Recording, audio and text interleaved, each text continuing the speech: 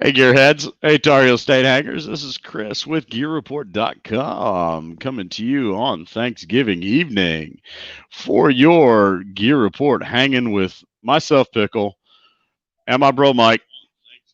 Happy And Thanksgiving, everyone.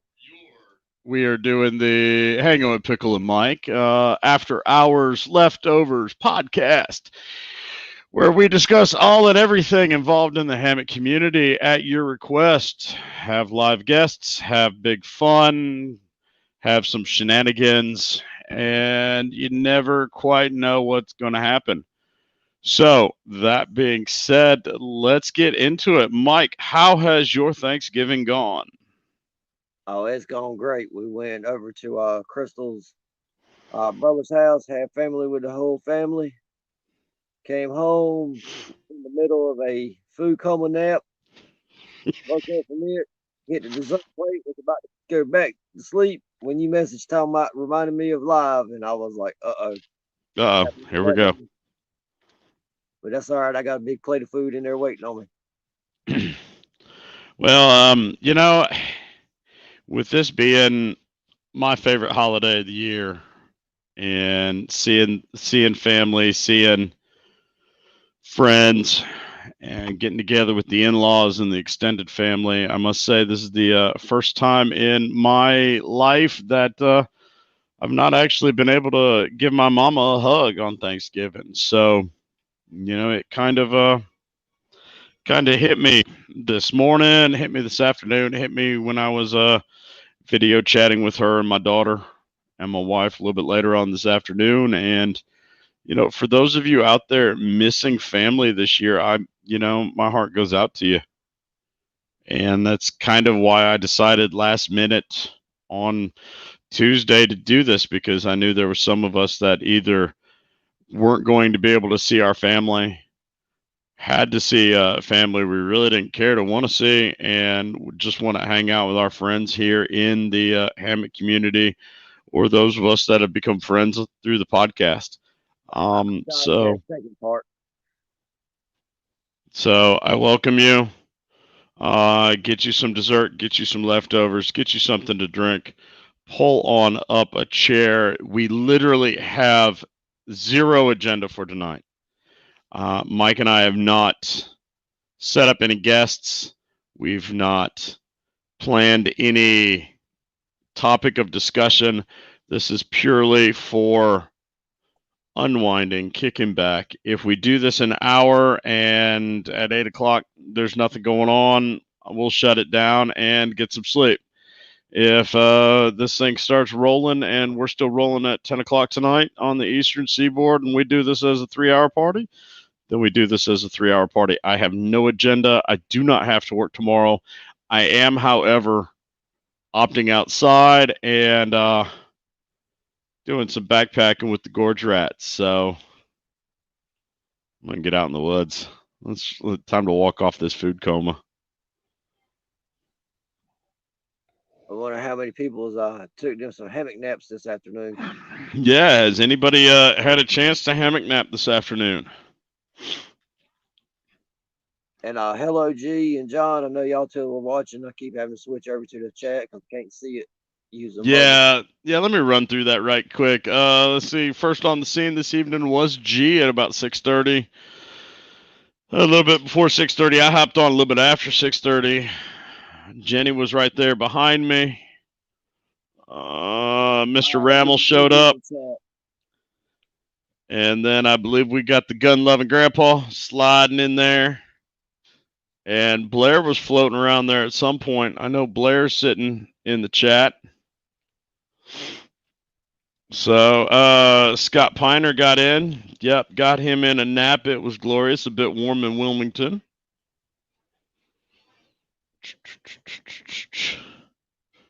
Oh, Blair, you always got to think of a hammock nap, especially with all the trees you got in your place. Are you kidding me? Man, I'd have a go bag sitting by the back door for when things got a little stressful. Grab it, head up the hill, and string it right there by the pavilion. Heck, I'd string it inside the pavilion just so I wouldn't need a tarp.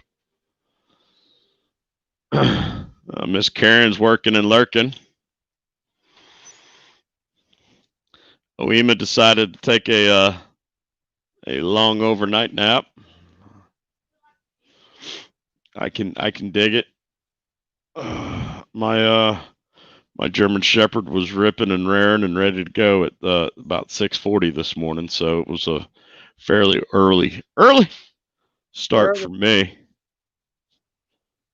No, we ain't got no sun here on the East Coast. G, as you can tell, Mike's outside in the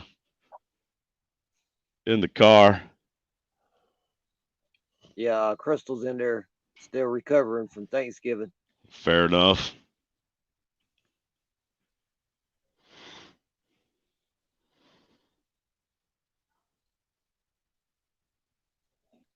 Ugh. Take a pop. Yep. I won't be hanging tonight, but I will be hanging tomorrow night. So I got my bag packed for little foothills trail action tomorrow with some of the gorge rats. Kenny Ray and them, I believe CB's going, and looks like from what I've heard 5 miles in camp, 5 miles out. I'm sure CB has a lot different meaning than what my daddy used to refer to us as, calling us a little CB. No, that's Carolina's backpacker.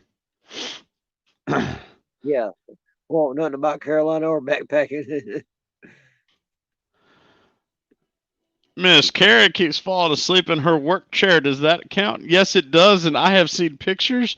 There Yes, are we have. photos floating around the interwebs of you falling asleep in your work chair. But I guess that's what you get when you start posting pictures of your husband bumping and grinding on the work table.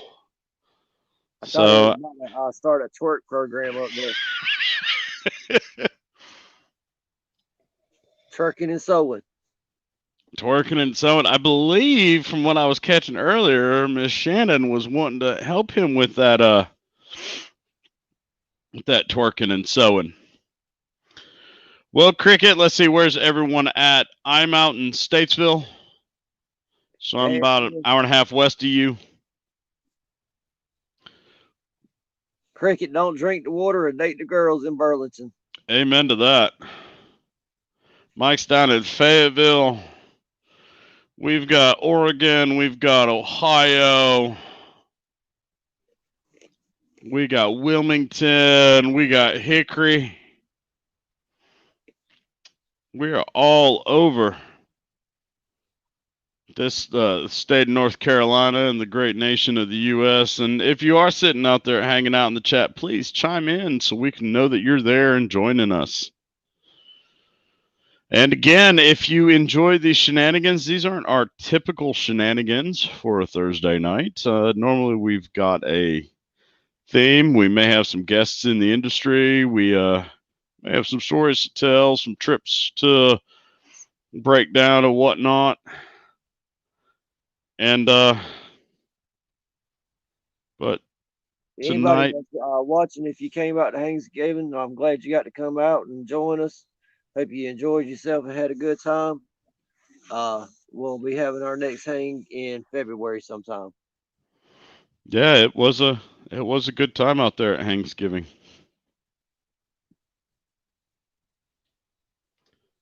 I think I may have just gotten a dead pixel in my monitor. Nope, it's on the screen. Huh, interesting. Let's see it on both screens. Okay. Anywho, sorry, got squirreled off there for a moment. Again, yeah, as Mike said, thanks for everybody for coming out to Thanksgiving. It was a good time this year. We had some good times, good fun around the fire, some great food. I want to thank everybody that helped out in the kitchen. I mean, I brought the grill, but yeah, I wasn't about to do any of that cooking. Y'all can have it. So Hey, that grill was handy as I don't know what. That's the thing. That made life easy. it will be back. It will be back for that one.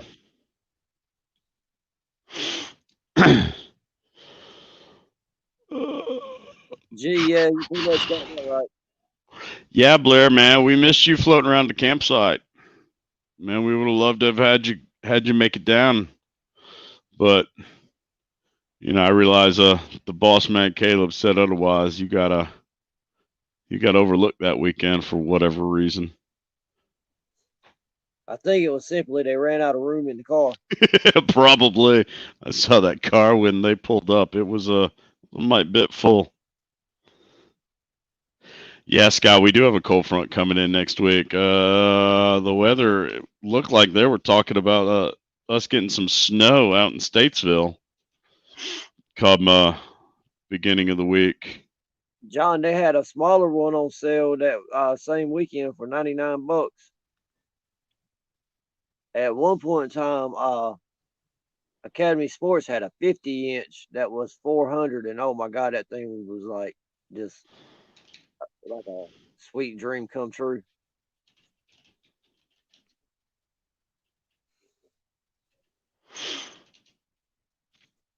Let's see. The Blackstone 36-inch griddle. 319 right now on Amazon.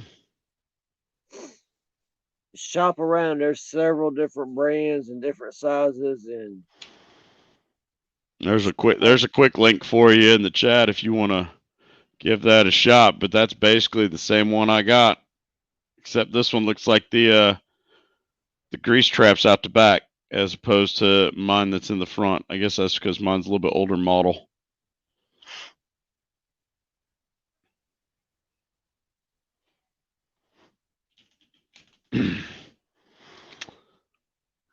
But yeah, coming up next week, we looks like we're gonna have a little bit of a cold front run through.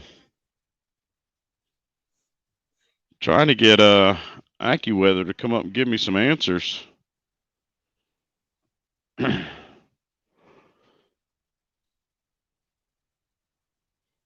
Yeah, there is a possibility of, it looks like Friday, December 4th, rain possible, some ice early. That, and Saturday morning, a couple showers possible. We got lows in the lower 20s with a 30+% chance of rain. So there is a possibility of getting some mixed precipitation in the forecast for us here in central western North Carolina. So I don't know about everybody else, but y'all try to stay dry and stay safe. I know the Trailheads family up in Ohio was talking about a few inches of snow at the beginning of the week for hunting season. So yeah, Jerry, we got a possibility of freezing rain. It could get icky next weekend if you're camping.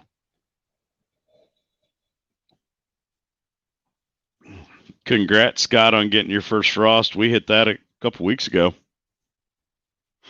but you are a bit further east. Oh, down here where I'm at, these mosquitoes, they have built-in fur coats and all. They go year round. Yeah. Let's see. As this is planned tonight, I'm gonna need everybody commenting in from the peanut gallery because I don't have an agenda. I wasn't planning on doing one this week, but I knew it was too close after Thanksgiving that we needed one. It is Thanksgiving, so I figured why not? Let's just do a leftovers, and this is literally what you're getting. You're getting leftovers. We'll talk about any topic, all the topics. Just kind of kicking back, drink a little bit of wine mixed with a little bit of ice water because I've already had a bottle and a half of wine today, 6-pack of beer this morning. I've been day drinking since about 7 o'clock. So they make meetings for stuff like that, right? yeah, where I'm from, they're called Hammock Hangs. Anybody getting any gear off of these Black Friday sales?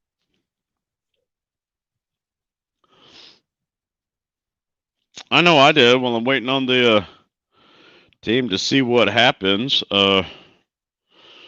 Yeah, I've ordered some gear. Shh, don't tell the missus.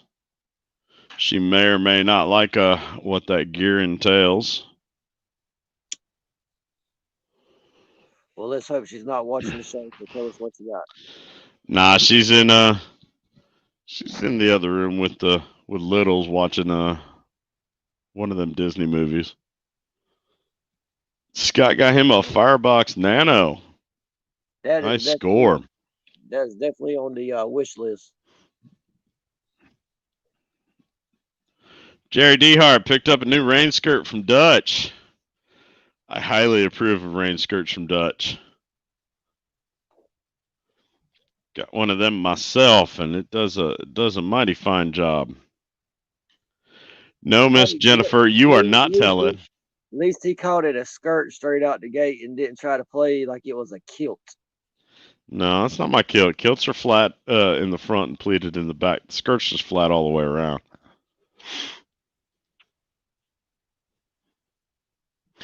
I'm gonna throw this up because Blair. It's tis the season. Blair can get all the help he can get. I might, but I won't know about it till Christmas or the 11th. But Dad usually hooks me up. Dad, he's setting the bar high. Make sure you hook that boy up. I'm sure it is. He's been a good kid this year.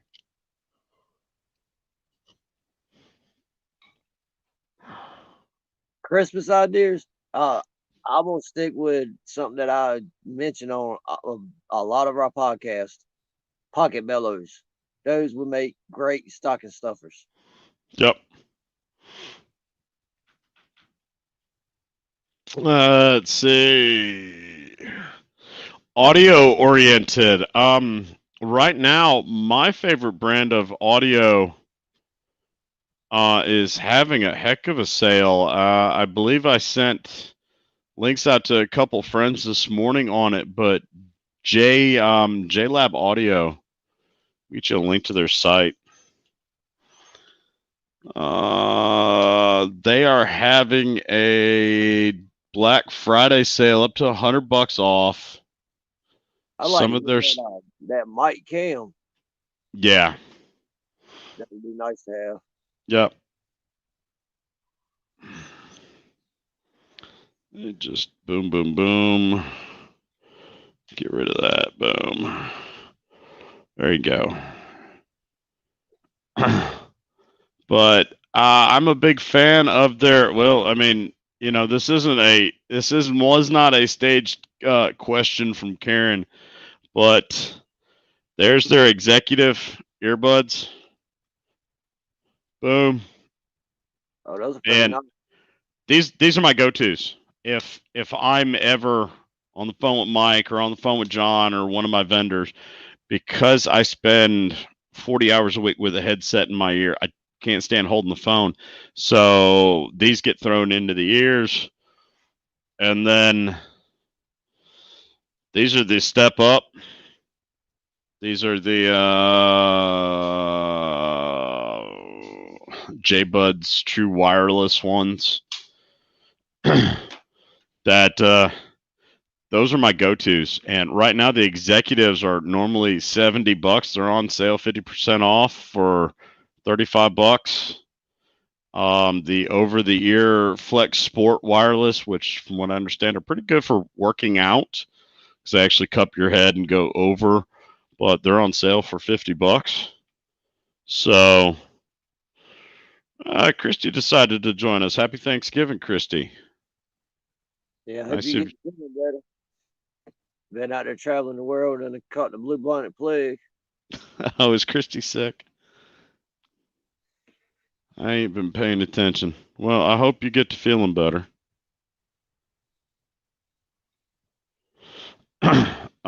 So that would be the audio. I also recommend good for stocking stuffers. These little Bluetooth speakers. This is the Unz Angle. I keep one of those on the desk for when I'm wanting to listen to music, but I need to keep it turned down. And my normal stereo system for the computer is wired in with the work computer, so that's not going to help. Do you have something else in mind for audio?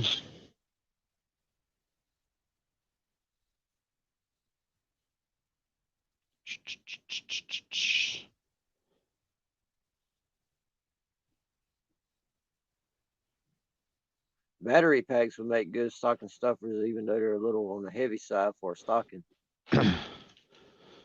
Well, hearing the recommendations as opposed to reading them. I got you. I'm there. Let me just go over, since 'tis the season. I will share that screen right there. And we will go over this is my gift ideas for the gearhead and outdoor enthusiast in your life. I put this together every year for the Christmas time, and go ahead and throw the link straight to the article in the chat if you happen to want it or want something on it. But it's basically a breakdown of cool things that I've come across this year that would make for good gifts. I'm not talking, a specific hammock or a specific tarp or underquilt that I've fallen in love with, because that's so subjective to you and yours. Talking about something that you can go out and you can pick up and boom, throw it into somebody's stocking stuffer, or for a camper in the life, and make it quick and easy. Top off are the Injinji toe socks. I picked those up not too long ago, and they've really become my favorite sock just to kick around in. So we're going to see how well they backpack tomorrow on my trip. The Hill Sound BTR camp stool. It became a popular item at Thanksgiving for everybody to hide from me and watch me get frustrated running around looking for it. The Aki battery pack, which you see here, this is a 10,000 milliamp battery pack. And good small package for a weekend. The Nightcore headlamp. When I was out at the Red River Gorge with John from Trailheads, for whatever reason, I lost the headlamp. Couldn't find it. Fortunately, it was on the last night, and I made do with the light from my cell phone. And then when I got back, it was ordered the very next day. See, Karen, I don't know if they keep your toes warmer than a regular sock. I've not done the regular toe sock challenge. Plus, it's not really been cold enough yet that I've been worried about my feet getting cold. If you recall, I was in sandals the entire weekend, and it was down into the 40s. So we're gonna find out. Oh, looks like we just lost Mike. So we'll figure out on that one. Let's see. The Zippo hand warmers. They are rechargeable. They've got like 6 different temperatures to where it'll heat one side or it'll heat both sides. They'll also act as a external battery pack for your phone or other such items. Sorry, y'all, I hit the wrong button and locked my screen down. So, and then let's see. He could post a picture. Do what? Cricket was asking if there was a way he could post a picture. You can shoot it to myself or Mike.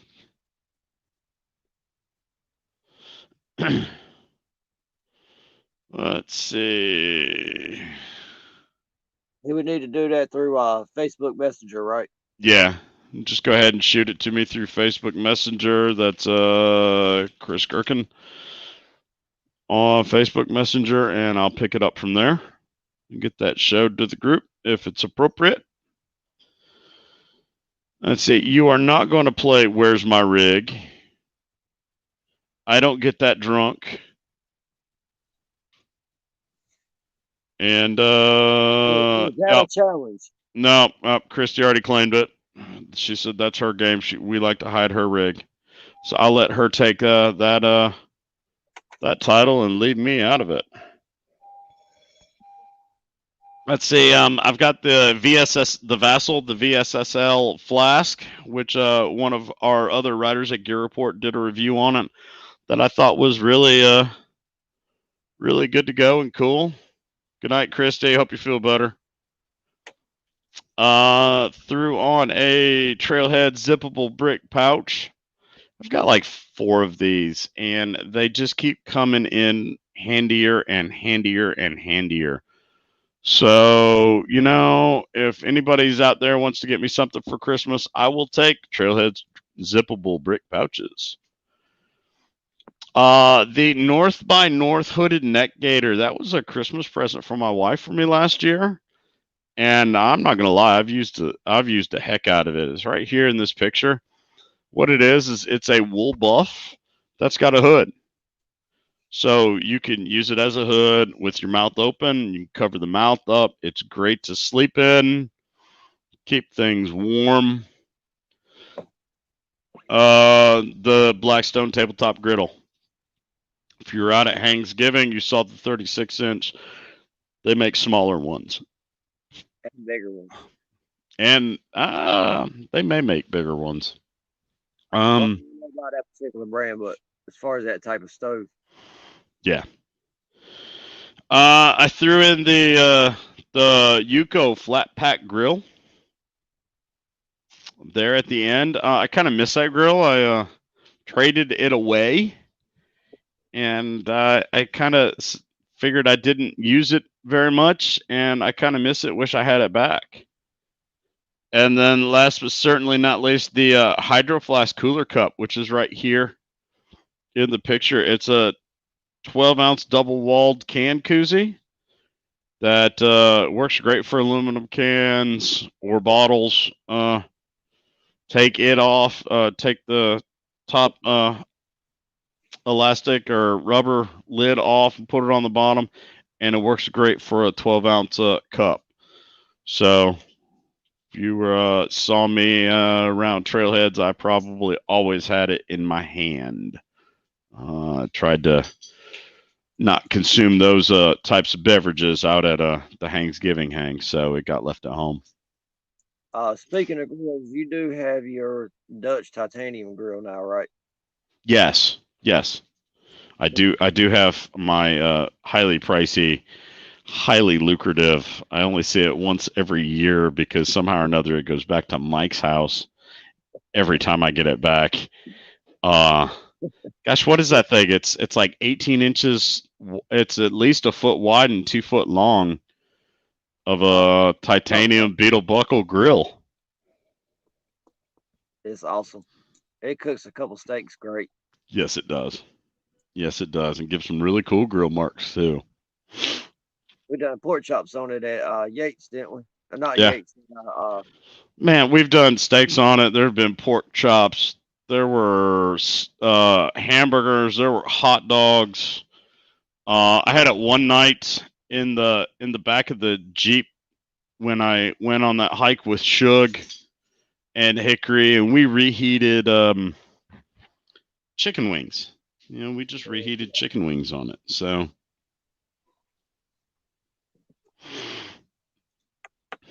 yes, sir. That buff, Jerry, is really useful. Challenge accepted on the drunkenness. John, as much as I appreciate it, and you and I have tied one on a time or two, not nearly as bad as what Mike tied on, but I ain't mad at you. You were safe. You were safe. I just I don't enjoy getting that drunk anymore. I learned a long time ago where my limit is and when to say when, and I get there and I usually stop. I don't mind getting a buzz on. I don't mind drinking with my pals, but I guess I'm too old to be going into Blitzkrieg, knockdown, drag out, blackout, drunk. It's just not my style. Maybe I'm just too high maintenance for that, or too much of a diva.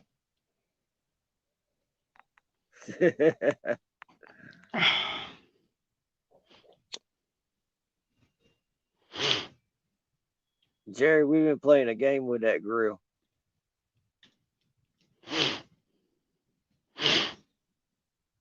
Yep, Scott. It's a great little grill. It's like $30. You get a nice little grill grate.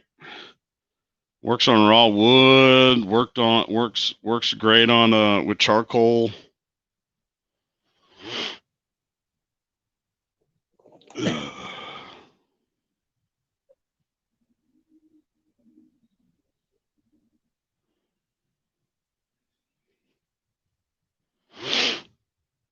I'm just trying to.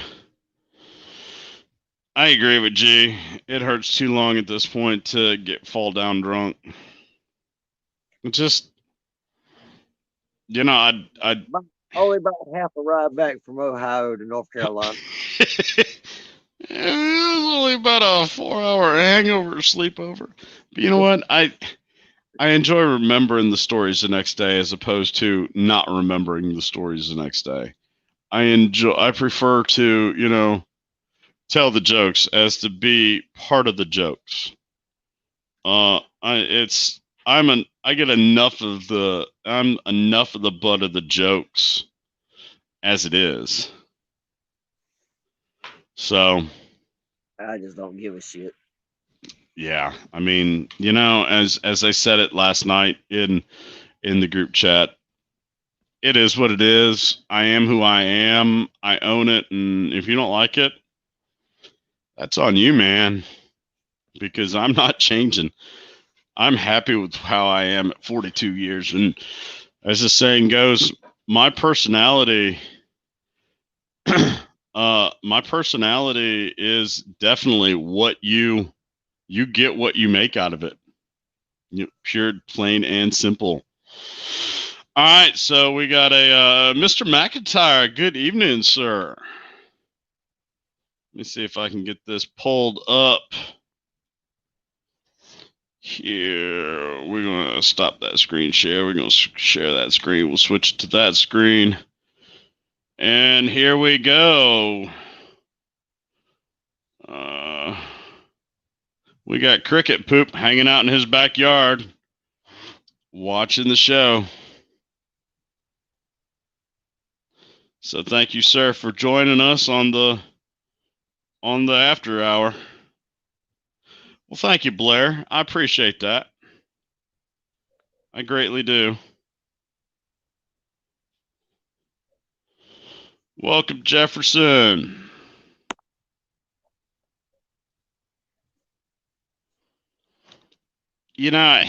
When it comes to drunks, I learned a long time ago. At some point in life, you're going to learn where that wall is. At some point you get I don't know. I guess you grow up and grow out of the blitzkrieg. I'm gonna get as drunk as I can, as quick as I can. For me, it was early 21. It was not long after I started drinking that I realized that I really didn't want to get that knocked down drunk. So, Jerry, I agree with you, man. We all need to get back out in the woods soon. Say what, Mike? So I didn't want to, but you see what had happened was. See what had happened was. Yeah, it's not like you to really tie one on, but I'm not going to fault you. Every now and then that needs to happen. Hey, I was at a good, safe place. I don't think you could have found a safer place to handle it than a padded room.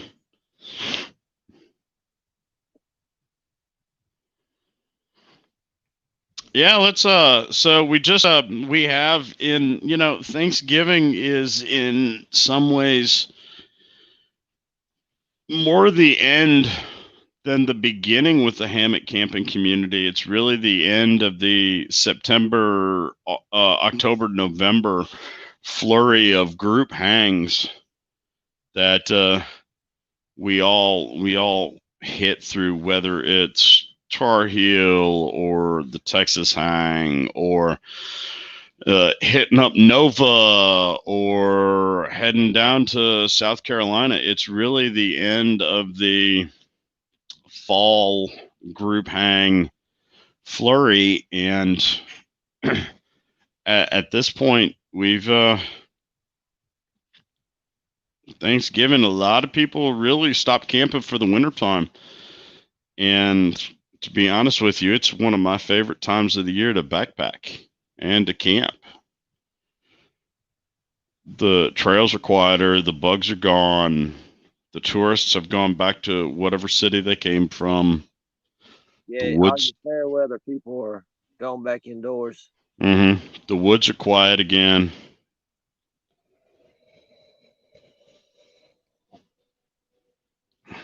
You know, it just makes for a much better trail, a much quieter trail, and such. Jenny, what color is whose gear? And to skip on ahead, cricket. Yeah, I was the Monday after Thanksgiving. So what was that? Monday the 16th, I believe. I Yes. was I did an overnight up there. I did Sunday night to Monday morning with Dutch from Dutchware after the hang. And we just after Thanksgiving, I needed a an after party to be able to unwind and enjoy it. So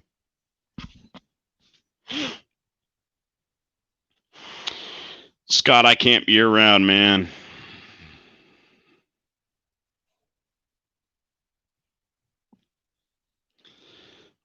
Well, Karen, it's not like you don't have the opportunity to, hop in the side by side, throw up a quick overnight, tell the boys to stay in the house, and just let it snow, let it snow, let it snow. So, blowing or not, I think you kind of know somebody that could sew up a tarp and then sew panels on the side of said tarp to give you a little bit more coverage. Heck, they'll even crawl on the table to get it folded right. I bet you it's measured properly too. Inexpensive puffy jackets. Sam's, Costco's, they usually have one Yep. for $30. The brand name changes from year to year. Some years it's 32-degree heat. Can't think of what the other brand name is. But for a $30 puffy jacket, it makes for a great, what I would consider a beater jacket. Mm-hmm. Not really worried about messing it up. If it does get messed up, oh well, it was $30 compared to 100 to 350 for like the Mountain House. Like a ghost whisperer or something. Let's see. What do we have in stock? Oh, shots fired. Who's firing shots? Oh, D Hart. Oh, probably won't leak. Oh yeah, shots fired. We're not going to get into that, but I will say this for those of you that know Mike and I and know that we can be a bit critical of some of the cottage vendors and whatnot. It's not that we're complete a-holes. I mean, we are a-holes and we are proud of that fact, but it's us looking after you, the members, and you, the community, that if we see that there is something not right with a vendor's product, we're going to obviously go to that vendor first. And then if it doesn't happen, we'll go to the community. Let's see, Jenny, my colors. It's usually gray and blue Moroccan with blue to be exact. Moroccan blue if it's in the hammock community, with a touch of lime green for the accent, for like the trim and the guy lines and such, because they stand out and I don't want people tripping over my stuff.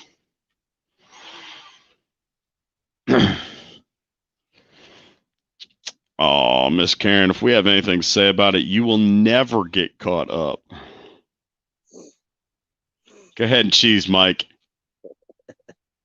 We will keep you sewing as long as we can.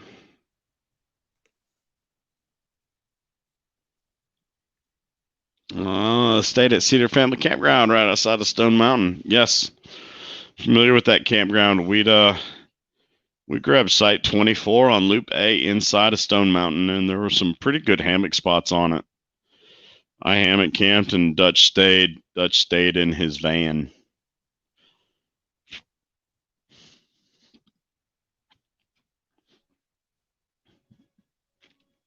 Oema, I was gonna recommend the Sierra Designs Tulum jacket that I picked up. I picked one up for like $40, but apparently right now they're a mite more expensive than the $40 I picked one up for.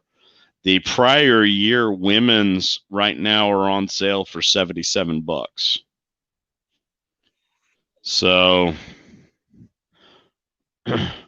Mr. Garibaldi, happy Thanksgiving, sir. Nice of you to join us, and thank you. Scott, I have done the trail a couple times at Stone Mountain. It's a good little round trip hike.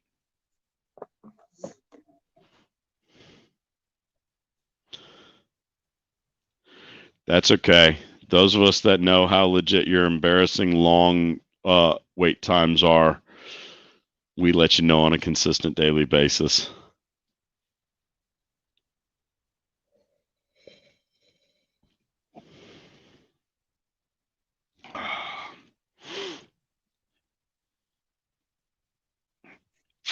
And a happy Thanksgiving to you as well. There are affordable and inexpensive puffy jackets out there if you just look into them. And I'll be honest with you, there's times when I've walked into a Salvation Army or a thrift store and have I came out with a really nice REI down hooded puffy that made it a year and a half for me for like $10 at a thrift store. So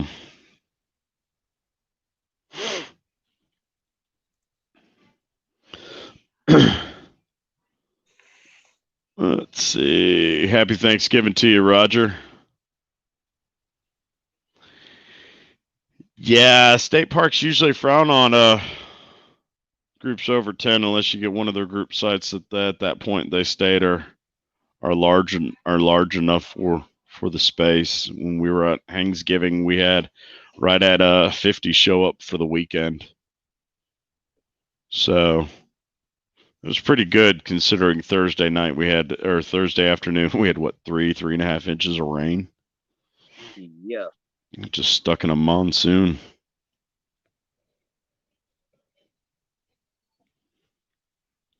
I think me, you, and John caught the worst of the rain. Yep, that's okay. We got up when needed to get up so that everybody had a dry spot when they got there to at least get in and survey if needed.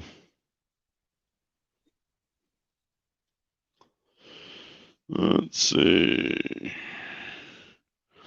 I use a small piece of orange surveyor ribbon to tie out. I guess that's to show your guy lines. Tied to the tie out. Yeah. Gotcha. Okay. Yeah. Yep. For me, it's I want to go the route with a lime green bright cable, so that it's always attached to the stake, because I lose stakes as much as I lose guy lines. So keeping the bright lime green guy line attached to the stake, it's kind of hard for me to lose the 6-foot lime green contrasting string where my stake should be. So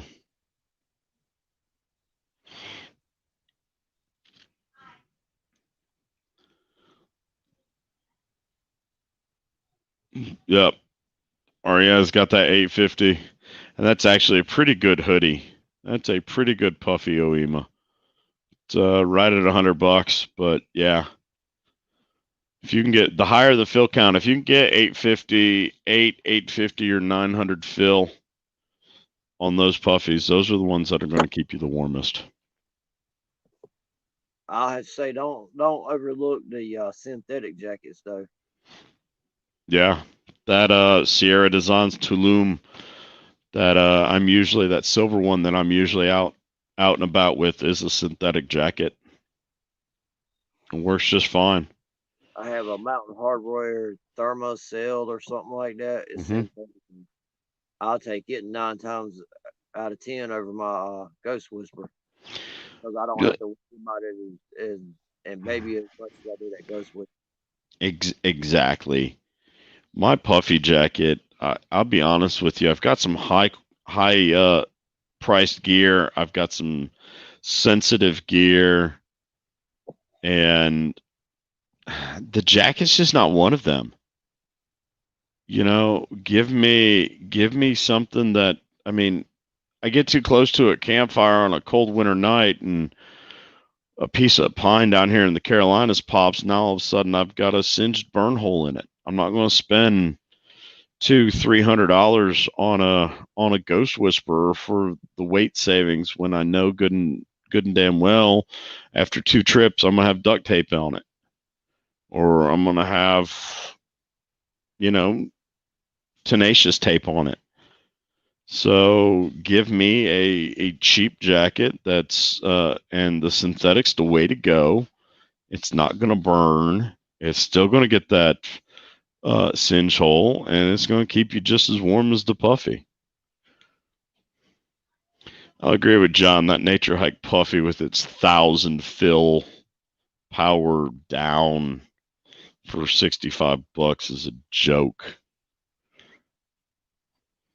That's just me.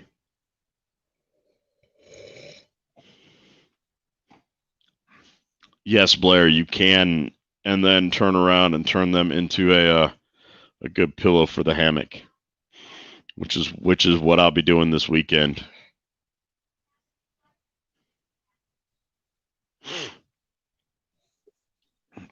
Oh, gee, don't get me wrong. I've got some very nice warm puffy jackets and winter coats here. Whether it's my mountain hardware puffy that I wear to the office, or my wool cashmere overcoat, or my wool cashmere pea coat, or my leather bomber jacket, or I tend to have a lot of clothing. I guess that's why I'm the trail diva and I'm high maintenance. But I don't see the point in that on the weekends. Cricket, 1,000 fill power is a real thing.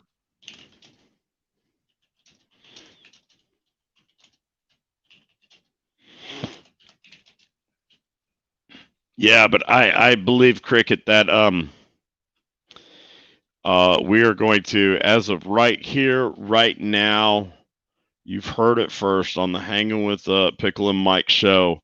From this point onward, 1,000 fill power and up, goose down, is going to be referred to as unicorn fur.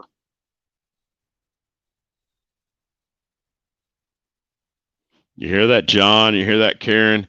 It's no longer 1,000 fill power down. We calling it. We gonna start calling it unicorn fur, because not everybody can get their fingers on some unicorn fur to keep you warm, and nothing's going to keep you warm like fuzzy little unicorn fur. So Nice score on that Ghost Whisper, Olden. do what? He picked up a Ghost Whisper for 75 off the marketplace. Yeah, that's a heck of a score. It wouldn't surprise me if it came through Scotty to start with. Yeah, Scotty to start with or Scotty to finish with. Jerry, that Lanshan makes a decent tent, but I know you, and you're a cry once, buy once, cry once kind of guy. I would highly recommend just going to Lightheart Gear And my wife just shot me a dirty look from the kitchen. She didn't like the unicorn fur comment, which now means that's legit. You gonna come say hi? She's all grinning. She is all grinning right there. Up, up, up, up. There she is. There she is. She did not. Her and the littles did not like the unicorn fur comment. So Karen likes it. I think John likes it. From now on, 1,000 fill power down is going to be hereby referred to as unicorn fur. So let's see what else we got. I did have some of our overlanded guests gonna attempt to show up, and they just sent me a message that said, "Shoot, we've been up a mountain and forgot about y'all." That's okay. Whenever you're up a mountain, you tend to forget about everything. Yep. So I will shoot him a link if he wants to join in. If not, that's fine. I am not too worried about it. I don't think you've met Kim and Jeremy or Karami yet, Mike. No, I have not. They're a hoot.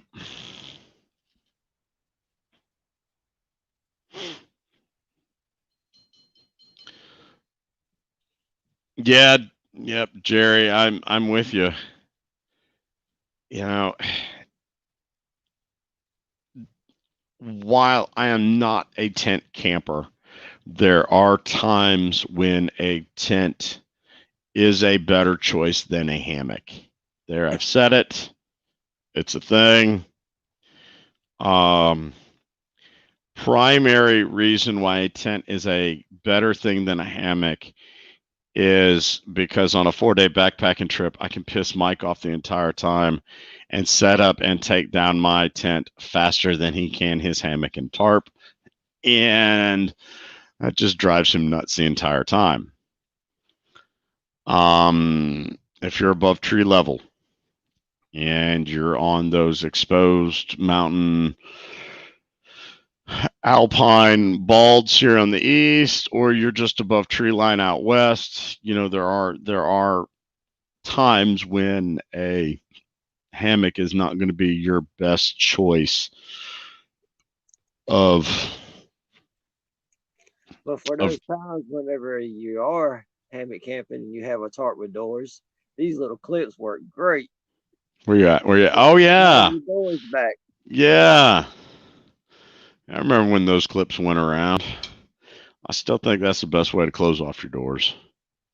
Just get you 4 of those, put it on each door, alternate them, what's attached to the door and what's attached to the, and it just works well.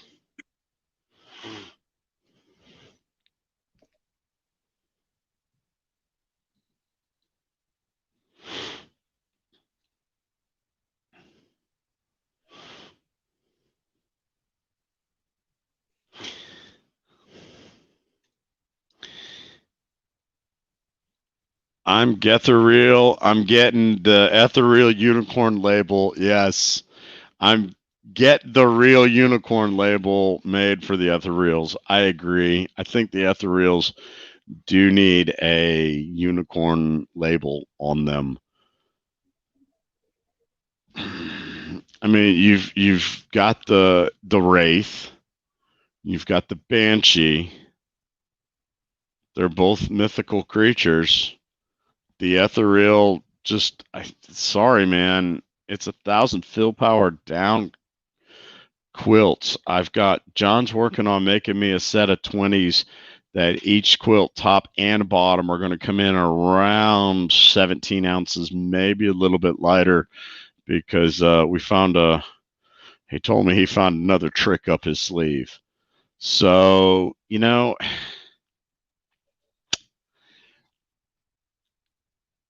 2 pounds for a set of hammock quilts. Right now, and that's 32 ounces. Right now, my 800 fill top quilt is coming in at about 22, 23 ounces. My 0 degree underquilt, just the underquilt, 850 fill down, is coming in at 29 ounces. Now that is a wide. It is what it is. When I'm going down to the zero, I don't care about the weight. I just want to be warm, comfy, and snuggly. And if that set of 20 comes in at 30, 32, 33 ounces, come on, man. You're not gonna beat that with a stick.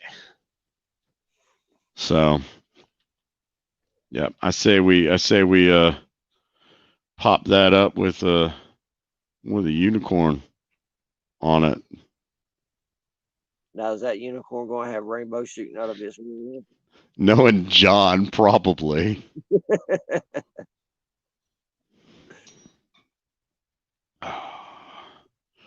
Knowing John, I would not be surprised.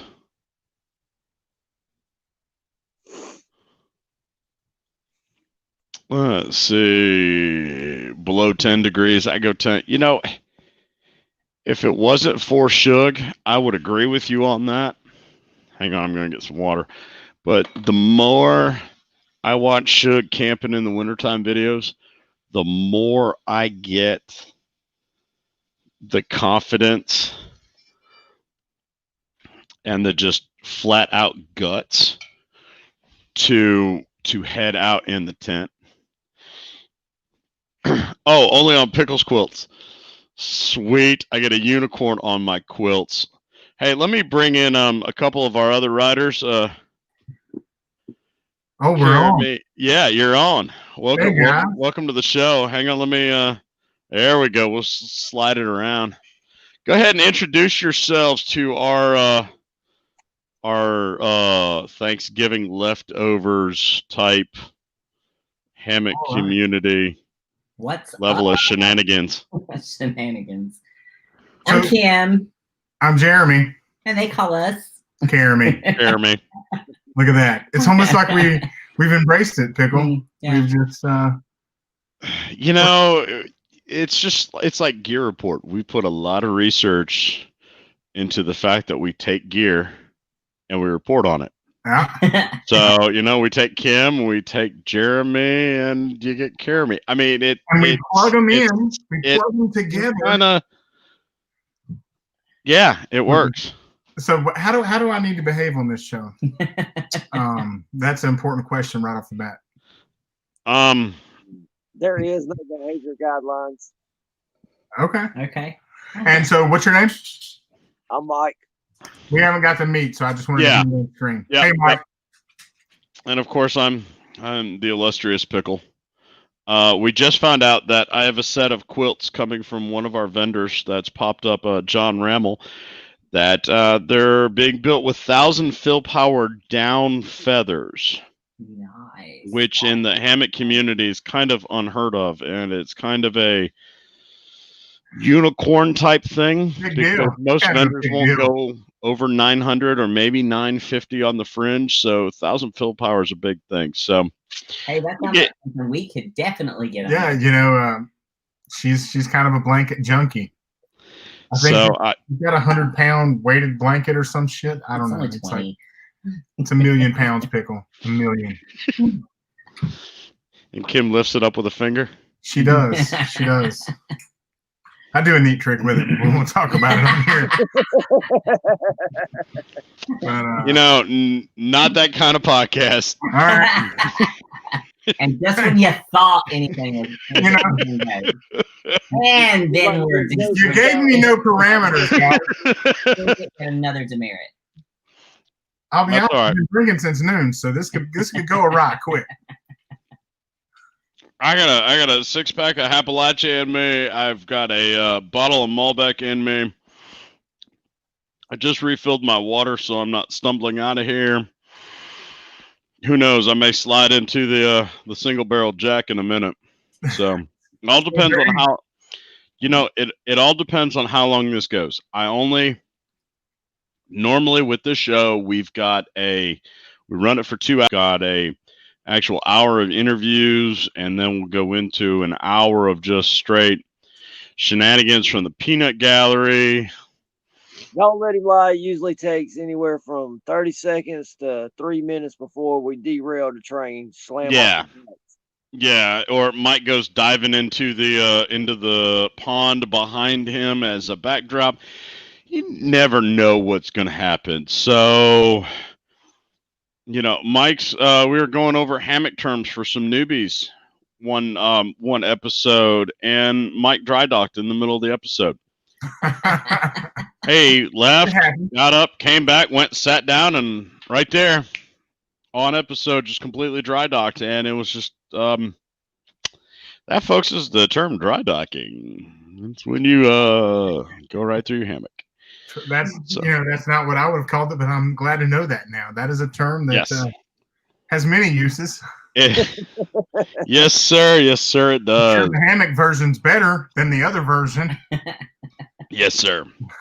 So, tell the group a little bit about yourselves. I know you guys are somewhat new to hammocks and hammocking in general. Oh, we're definitely new to that because I'm a big boy. Oh, Jeremy's got the king of hammocks, from what I hear, Pickl. What? I don't even know what you're talking about. I'm just glad you think I'm the king of something. So we're may be a court gesture to all of us, but you're still her king. So, yeah, for sure. No, so we're new to all this actually. We had in March she had a car accident, a pretty bad one, and she's had 2 tiny cars that have just been ran over by somebody, and so I said, you know what? I'm not getting anything small anymore. We're gonna find you something big. So she found a Jeep. But when she found the Jeep, we had always been outdoorsy people anyway, but we would find other things to do.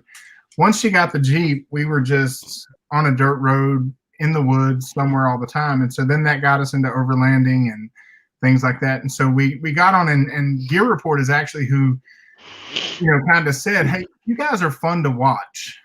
Because we don't have kids, so there's nobody to be ashamed of us. We can just be completely horrible. Yeah, our mothers. My mom have to block them. My mom actually asked me the other day if we were doing porn. That was uncomfortable. But no. So he said, that's a conversation for a different campfire. That's a different Thanksgiving and late night with Karen. Yeah. So it was actually Jeff who got us interested and gave us the idea to, why don't you guys take some products out in the woods and review them. And so we went out in the woods and we got good and drunk and turned the camera on and we reviewed a griddle and apparently and a vessel flask. The vessel flask one was the worst one because by then I'd emptied the flask. And at the end of the day, I still look back and I watch them and I think they're fun. And we had a good time doing them and it's just went from there. And so now I think we already have probably 30 videos up since we started in August. And so no, we're having a ball doing this. And so the hammock, when you started talking about hammocks, when we first started overlanding, we were using these little small pop-up hammocks from the Republic of Durable Goods. They were a Kickstarter. Yep. And we love those hammocks. That's where we were sleeping when we were going overlanding. You poor, oversized bastard. Trust me. We've taken a pillow and not taped, bungeed a pillow over the edge of it so that because every night he would wake up and his ankles would be hurting. He's like, this is just so uncomfortable. And I'm like, dude, I slept like a baby. I'm like in a little cocoon here. Because you're like 4 foot, what? 8, 10? 5'3", thank you very much. Okay, 5'3". Excuse me. Pardon me. Excuse me. His feet would hang off about this much, and so we'd take a pillow and bend it over and bungee it around the hammock. And that actually did okay. At that point, the only thing that sucked were the whippoorwills because they go all night. All night long. All night long. And 4 a.m., 5 a.m. Our first night camping, we had the whippoorwill that started as soon as the sun went down, and it did not stop all night. And because the wife thought that it would be a great idea to go camping the night of the full moon. Yeah. Well, that was great until the damn thing was like right in your eyeball all night long, like the sun shining through hell. So yep. So when you started talking about the hammock community, that was kind of interesting to us because that's something that outsiders never really get a glimpse into. So no, it's neat to hear you guys talk and see what you're doing. I'm still pretty fat and I don't like climbing into things. So I don't know if it'd be for me, but hey, How much does Captain Smiley weigh? Is there anybody down here from the South Carolina crew? I know he's every bit of 750 pounds. What? And he hammock camps. Wow. Nice. Consistently hammock camps. Nice. I mean, needs a walker to get to his hammock or to get to his camp chair, wherever he's sitting. Right. But yeah, Hey, dude. So I ain't worried about your weight. Yeah. Now, is my gear going to be specific for somebody of your large, girthy size? Probably not, because I'm just a little pickle. And I'm 6 foot, 200 pounds on the nose. Gotcha. So yeah, you're not little. I mean, that's I'm not little, but yeah. He's not. Jeremy looks like he's He's around. not as girthy, baby. What's that? You look like you're around our buddy Adam's size. Adam from Battle Horse Night. Gotcha. I'm about 300 pounds. Yeah, Adam's built like Donk from Crocodile Dundee. Nice. Believe it or not, guys, your size is pretty much the average size of the hangers that's out there. And so your back feels great and everything in the mornings when you wake up in it? You're sleeping on a cloud. This is true. You're that Republic of Goods hammock is probably an 8.5, 9 foot, maybe 9.5 foot long hammock on a really, in my humble opinion, piss poor, nasty little frame to make it look cute on Kickstarter. We liked it. Because we don't know anything about hammocks. Do you have a pop-up hammock that has its own, and because you didn't feel secure about anything other than the frame. That's the thing. You won't get in. You wouldn't feel comfortable until Pickl said so. You would not feel comfortable getting your butt into a hammock. I break everything I sit in. The chair that I use now while we're camping is called the Kong. It will hold 800 pounds. Okay. So because every chair that I sit in breaks. The porch swing on the front porch, glass of wine, cigar, down. So yeah, me and hanging things. It was a hammock. Yeah, it was a hammock chair. So yeah, that came out. So yeah, I mean, if handled appropriately, and you're not drunk off your ass your first night. Well, no, that's a challenge. Come on now. In an 11 foot hammock with the appropriate quilts and whatnot, you will wake up the next morning on your side, drool running out your mouth, going, "Where the heck am I? What happened? And who was driving that bus?" Because yeah. Did you Bill Cosby be? Yeah. I had a buddy that we took a bike packing trip, and Nick's not a small man. He is not a small man. He's 6 foot, about 250. And I let him borrow some of my gear. He even brought and set up his tent next to me because he's like, I'm not going to sleep in it. I'm not going to sleep in it. The man didn't wake up for 12 hours. Gotcha. Nice. He was in it. Thank you. Do what? Yeah. Lay at an angle, not like a banana. Yes. And in that Republic of Durable Goods, you're going to lay in it like it's a banana. Yeah, totally banana. You're straight down the middle. Squeeze the other banana. Did Ghost show up? Yes, Ghost slipped in here on us. I gave him a shout out. What up, Ghost? I didn't see you sneak in on us. Nice of you to join us. Yep, John's right. A 1.7 MTN or a double layer will change your world. All right. We'll have that 1.7 MTN supports easily up to about 425, 430 pounds. Well, send me a link, man. We'll put it on the list. I got you. I got you. We'll get you. You do a lot of winter hangs? Man, I'm out. I've been out at least once a month, every month since 2016. Damn. I've had at least one night in the woods a month every month. That's awesome. So 400 rated on that MTN. Yep, sorry, 400 rated on the MTN. So, and it's not like you're pushing close to 400, correct? No. You're not 350 plus. But when I add this one to see, okay, now this is where you might lose me. So do people camp as doubles? No. Okay. Because look, what's going to happen is I'm going to fall in like that. Yeah. My only reason to go places is to just touch her butt in weird random places all over the world. So you do that before you get in the hammock. you do that before you get go in the hammock or after you get out of the hammock. Now there are ways to be side by side in two separate hammocks and to do that correctly and well to where you're right next to each other. The term double yeah, you can go. I mean, if you guys want a ham bunk, she's short enough, you can pull that off. There you go. Then you can always get my butt because my butt will be right in your face then. Yeah, and just make sure she doesn't have chili for dinner. And Yeah. good to go. All the broccoli. On the broccoli and the asparagus. Thanksgiving night might not be the night to try doing that after all the deviled eggs and collard greens. That's right. Lord have mercy. But you know, in most cases, the double hammock that you see from some manufacturers doesn't mean it's built for two people.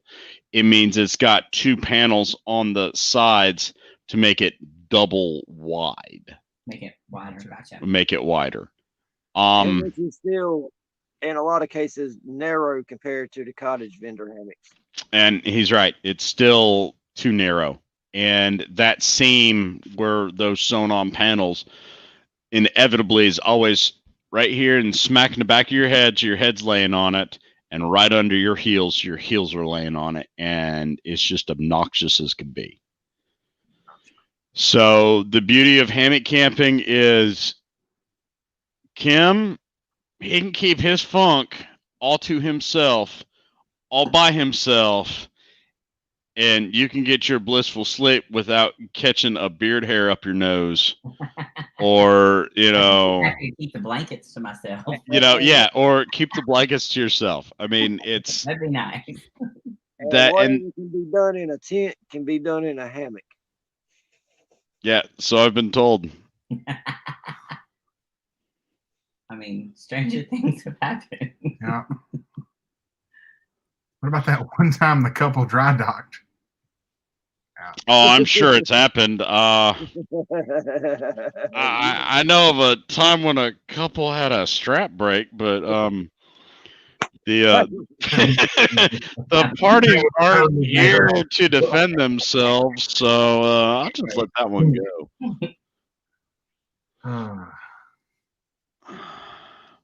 So you mentioned all the alcohol you've had today. Was there any turkey in there anywhere? I smoked turkey breasts last Sunday, and I've been eating turkey all week. Yeah, there was turkey. We went to the in-laws. This is the first year I've not had Thanksgiving with my parents. My parents are down in South Florida with my maternal grandfather. So Thanksgiving was spent at the in-laws today. So yeah, turkey, salad, dressing, mashed potatoes.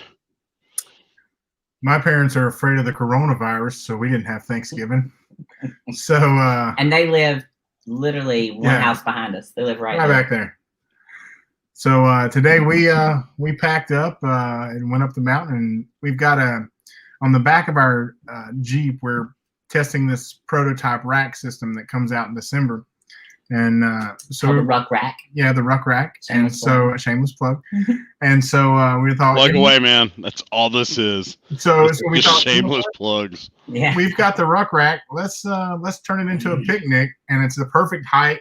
So we had all our Thanksgiving food on it. We went and the way the weather was today up here in North Carolina, the clouds were extremely low. I've never actually seen it like this before. So we were completely down here in Lenore where I live. It was dreary, wet, dark. We got up the mountain. It was sunny and beautiful, and you could see the cloud ceiling. Where'd you guys go? So it was awesome. Just up on the parkway. Blowing Rock up on the parkway. Okay. Yeah. So but it was crazy. Normally when you go up it's usually cloudy and nasty and that sort of thing up there. But when I checked the weather, it said it was sunny up there. I was like, that doesn't make any sense. But off we went. We said, well, we'll figure it out. And so we got up there, and sure enough, it was clear as the bell. Skies were absolutely beautiful. But the cloud, like you said, the cloud cover was so thick. I mean, it was just amazingly thick just to cover the whole bottom valley down there. So it was crazy wild. So we didn't take any alcohol since it was on the parkway because we don't do that. So it's important to note. Yes. The strangest weather I've ever personally witnessed was I was on a backpacking trip, and we were on the Art Loeb Trail just outside of Brevard, and in the clouds, heavy cloud cover. We were in the clouds, and I remember looking down and watching my shoes get rain droplets on them. There were little itty bitty raindrops landing on my shoes. Coming from those clouds. But it wasn't landing on my arms. Really? I was still in the clouds. The rain started somewhere around my waist. That's crazy. So I was above the rain, but my feet were below the rain. And that was one of those weird things. So question from G, and I don't know why, because he's met you guys on the weekly podcast on the other side. Do you guys carry a firearm with y'all? We don't take firearms, so why would we? We don't. I lost all of my guns in a boating accident. Besides, G, have you seen the guns that Kim has? I don't think so. I think Jeremy just needs to be like, dude, she'll mess you up. I mean, that's true. She's a violent person. She's grown out of it. But 2 years ago when I met her, this one was a firecracker. Luckily now she has patience with people, and she's kind and understanding.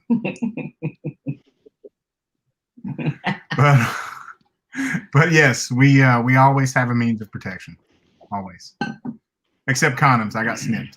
We don't need those. I just wanted to plug that. What are things you didn't think you would hear on your hammock show tonight? Probably that. It's my wedding present, dude.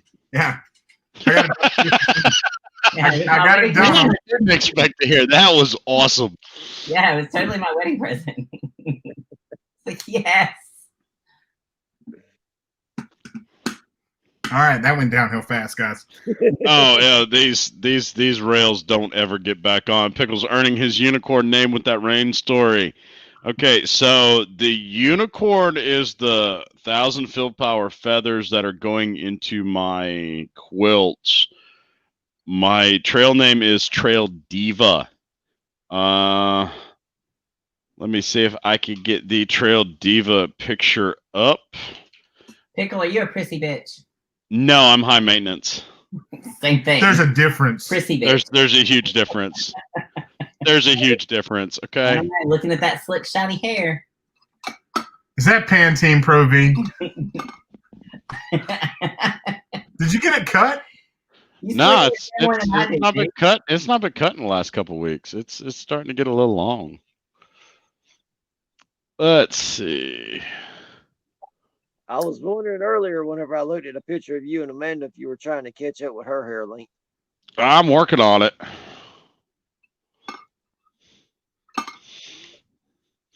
But according to this picture, it's actually a little bit shorter than what it was. So let's just, there we go. Oh Lord. Oh Lord. Were you wearing a bikini? Well, yeah. Photoshopped onto Miss America? Well, yeah. As one does. Yeah. I don't have that body. I gotta work my way around it. So, you know, a little bit of Photoshop, a little bit of email sent back and forth, and yeah, all of a sudden it is, you know, displayed on a top awning for everybody to see. Let's see, where is? I'm so glad that I read the label Empower on that, because that did not look like anything from Empower. I know it looked. No, it didn't. I don't know where that came from either. Pop off. I was like, are those personal pleasure points? That's what it kind of looked like. Yeah, what's 18-foot solar and full of color? Hey, at least you'll never lose one. And you pull them out one at a time. Don't forget. That's right. That's right. Slowly. Slowly. Look up. Oh, gotcha. He opened the door. All right. We get a glimpse into Pickl's world. Yeah. Oh, What else you want to know? I will never let you see my screen. It's full of bukkake and golden showers. I'm not gonna lie, guys. Oh. I'm kidding. I don't watch that nonsense. That's a lie. I can see it in your eyes. No, I don't do that. Hey, are you guys? I know you're into hanging, but are you into? No, but are you into like the overlanding lifestyle as well? So I've been on one overlanding trip, and it was quite interesting. Let's see. The reason I say that is because tonight there's an organization here locally called the Overlander Project. Mm-hmm. And so they're doing a whole lot of things to get people involved in overlanding and things like, whoa, was that an ambulance on your overlanding trip? Mm-hmm. Gotcha. Okay. All right. Things went right. Definitely want to hear about that. But so the Overlander Project tonight, they actually launch tomorrow, right? Launches tomorrow. So they're doing a holiday game that launches tomorrow, and it lasts until December 31st. Yeah, till December 31st. And it's basically a scavenger hunt between Raleigh and Charlotte and Boone and Hickory and Lenore, Asheville. It's scavenger points with all these waypoints that you'll need to plug in. And at each spot, you have to stop, take a picture with certain things they tell you to take a picture with. You have to so it's kind of like a little bit of geocaching as well. Right. But they've got a ton of prizes. I think the entry's $25. We went ahead and entered it tonight because I think it'll be something cool to do for the next month, especially for some content and things like that. But really, because the organization does some really, really cool things. They donate to charities, so we definitely want to help them out. It's called the Overlander Project. If you guys are into that kind of thing, could be fun. Could be interesting. Yeah, the overlanding trip was with Appalachian Overlanding Adventures. Also part of Battle Horse Knives, Virginia. And it was my Jeep, Rubicon, lifted Tacoma, large Ram, another Rubicon, Tacoma, a Sprinter, Mercedes Sprinter van, and then oh look, Mike, a gallon of Vermont maple syrup. And yeah, there was some shenanigans. There were some rooftop tents. There were some hammockers. One of the owners of Dutchware, Alex, right there, taking a picture of me, taking a picture of him. They've converted a 2-wheel drive Ford 7.3 liter diesel ambulance into a camper. That's awesome. That would be a perfect overlanding vehicle. So they just had a 4-wheel drive version and that they sold. Gotcha. So what was the? Yeah, what shenanigans? So no one died. Nobody died. You did that whole YouTube move where you're like, you put the ambulance as the thumbnail and be like, "Did we die?" And so everybody clicks on it, and then nothing happens. And you're like, yeah. "Son of a bitch, I was lied to." Yeah. Because I do that too. So I'm guessing, since you guys may have seen it but may not have realized that you were seeing what you were seeing, did you see the video of the ambulance driving through the river? No. Let's see. Let me see if I can track it down. Class B Sprinter. Yeah, it's a sweet Sprinter van. And they still had 30-day tags on it too. There it is.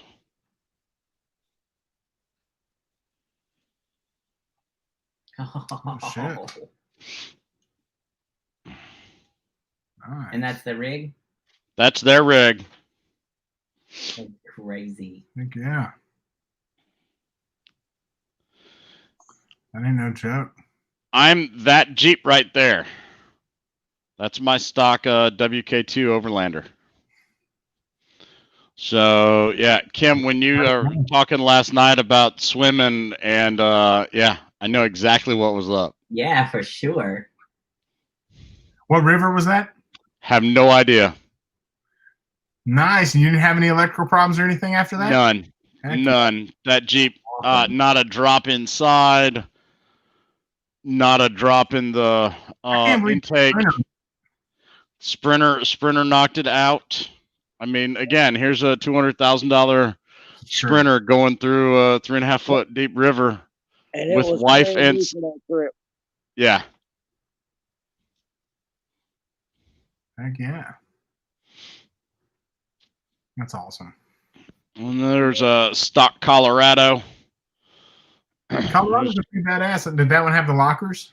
I don't know. But and then you got a couple Rubicons behind them in case we got stuck and needed a winch in or out. That's awesome. And so you've only been on one, huh? That was it. That weekend through Virginia and West Virginia, we had I want to say close to 300 miles. Heck yeah. On that trip. Nice. So you good. Need a way to mount a hammock to the top of the Jeep. I've got a hammock stand. The only part of my Jeep that I need to attach to is either the front or the rear toe straps. Gotcha. Then I can completely hammock anywhere on any grade of ground, as long as I can tie off. I seen a dude take his front seat out, and he just used a standard hammock that he tied from the front corner roll bar to the back. Mm-hmm. And yeah, that's what he slept in. I was like, that is insane. He must have been like a banana. He was a little dude. Or you could be a little dude. Let's see, where's it at? There it is.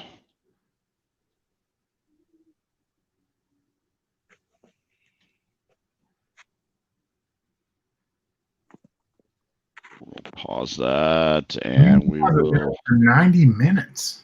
Do what? That's badass. What? That hammock. Yeah. So that's my summer car camping rig. But that hammock is actually completely supported by this aluminum structure. And that aluminum structure folds down to about the size of your portable fire pit, would be my guess. Gotcha. It's about 12 pounds. And the only thing required is these orange straps on the ends. I have to tie off one of them on the foot end, preferably to some place that ain't gonna move anywhere. Gotcha. And once that's crazy, man. Go ahead, Mike. I said, and that's called a Tensa stand. Tensa, if I spelled that right. Yep. And so you stay warm in there like a little cocoon, I guess? Oh yeah. The underquilt takes care of keeping my butt warm, and then there's a quilt on the inside. That hammock's got a fully netted top to keep the bugs, mosquitoes, and critters away. And then the tarp overhead will keep me dry. And these two darker areas on both corners, those are actually the tarp doors. Gotcha. That I can fold everything down and close it up pretty tight. How long does it take you to set up and tear down? With that stand adds about 10 minutes to the setup and the takedown. So what is that with the 10 minutes added? About 20 minutes. Gotcha. Or you do like I do and wait till it gets dark and you're ready to go to bed and you just go over there and throw it up in 5 minutes and crawl in and call it done. Yep, pretty much. I mean, that ain't what you sleeping in. No. for sure. And you don't look bananaed. No. I'm floating on a cloud of air. That is the most comfortable hammock I've ever put my 200-pound self in. And what kind is that? That is the Trailheads Banshee UL. That is the second lightest fully netted hammock for adults on the planet. And the owner is actually floating around in the chat, or was earlier. I don't know if John's still with us or not. So what is that running across the top? That is actually my tarp. Okay. And a snake skin, so that if it decides to rain, I can very quickly pull that. It's essentially a 11-foot long nylon. Okay. That I just yank it off the end, and the tarp falls down, and I clip the four corners up, and I'm dry. So there's John. He is Now, is that easy to do while you're in the hammock, or do you have to do it outside? I would have to get out of the hammock, yeah. Okay.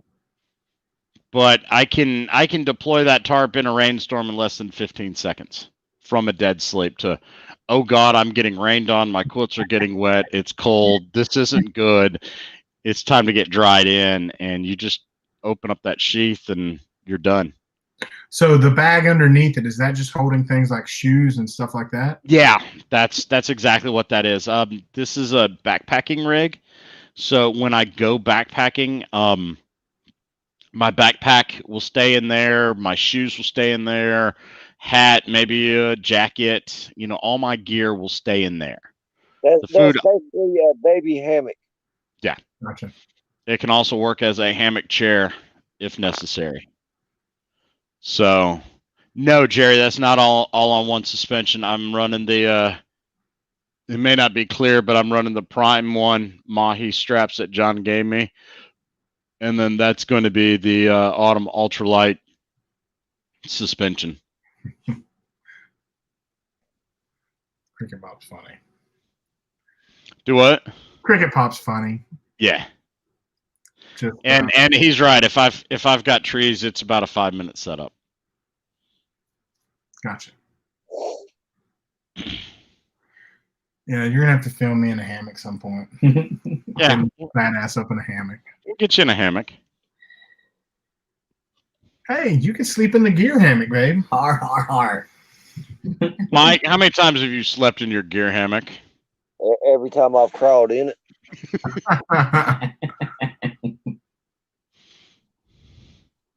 I have a couple that are 6 foot, and spent about a week straight in both of them at different times. So that's me in that gear hammock. Gotcha. So yeah, it's doable. Yeah. Yeah, we'll just throw you there. I'll sleep in the nice one with the net. You sleep in a little in the. I'm definitely not sleeping under your butt.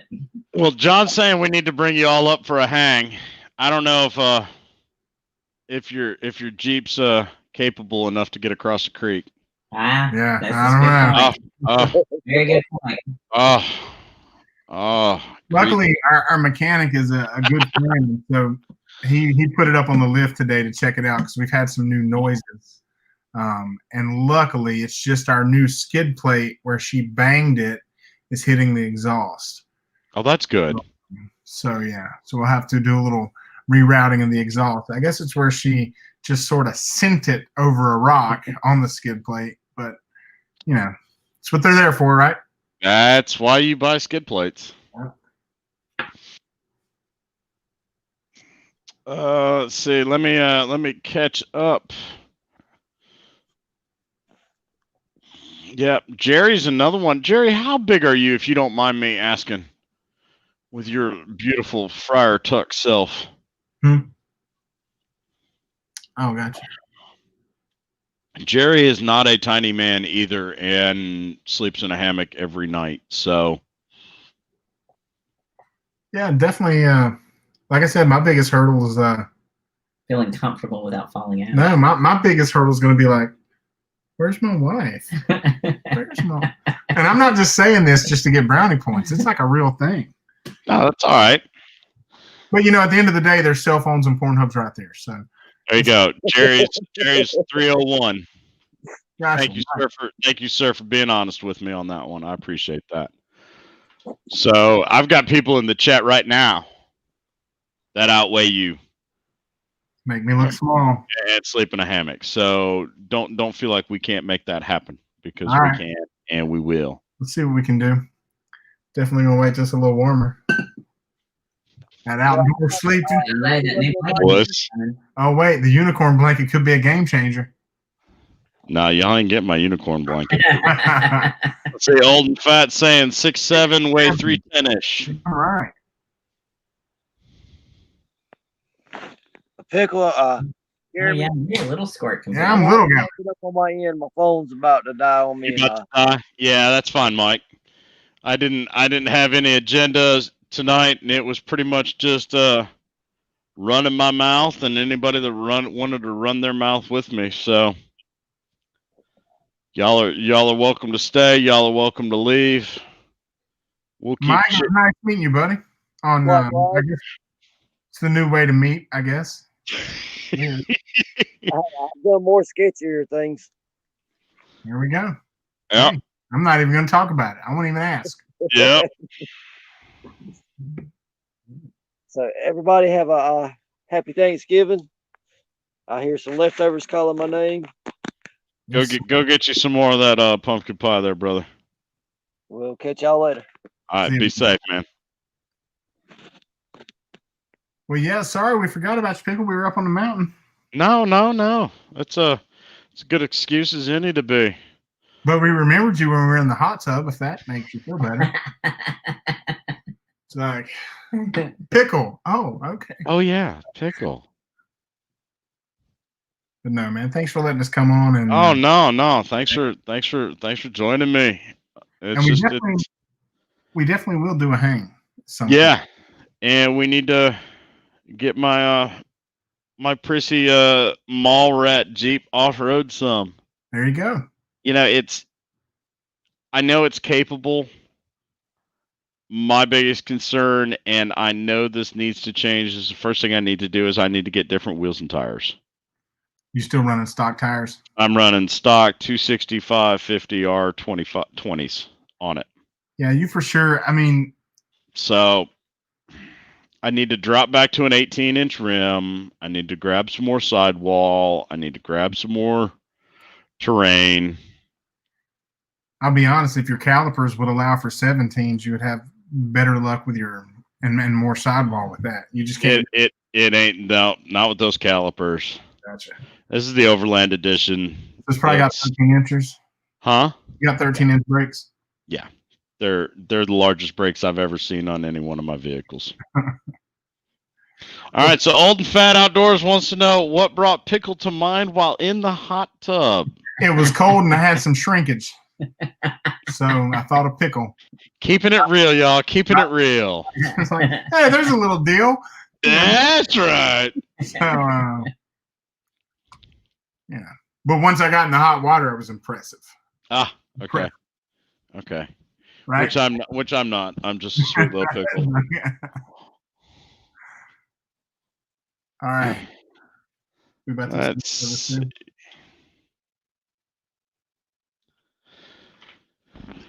Yep. Yeah, Cricket. Do what? You don't know about the pictures we've gotten from Cricket. Yep. Here we go. Everybody decides they're gonna rehash old jokes that I've heard a million times since I was 17. Come on, y'all. Come up with something new and innovative and interesting. If not, that's okay. I'm completely used to it. At least your name's not Jeremy. Do you know how many times I've heard Jeremy spoke in class today in that stupid accent? It was awful. Yep. What? The Pearl Jam song, Jeremy? Yep. I forgot about Jeremy spoken. Yeah, see? Yep. Gotcha. You know how many times I heard that? It's when I realized I was a violent person. Then people stopped saying that.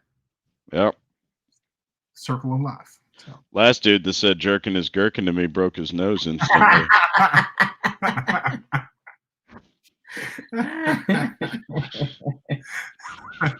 I I mean, it just came out of nowhere, and all of a sudden, dude's got a broken nose. I mean, he didn't even know what happened. Ah, God. Now every time shit. Now every time we You've see ruined you, I'm like, Chatterbait for me. No, every time we're on Gear Report now, I'm gonna be like, can I do it? Right. Can I do it? Don't talk to Chris. He's over there jerking his gherkin. Yeah. I wish you would have never. Jeff will toss us off. I wish you would have never shared that moment with us. Hey, man, it was a low point in somebody's life. I got used to it, but I don't think his nose is ever straightened out.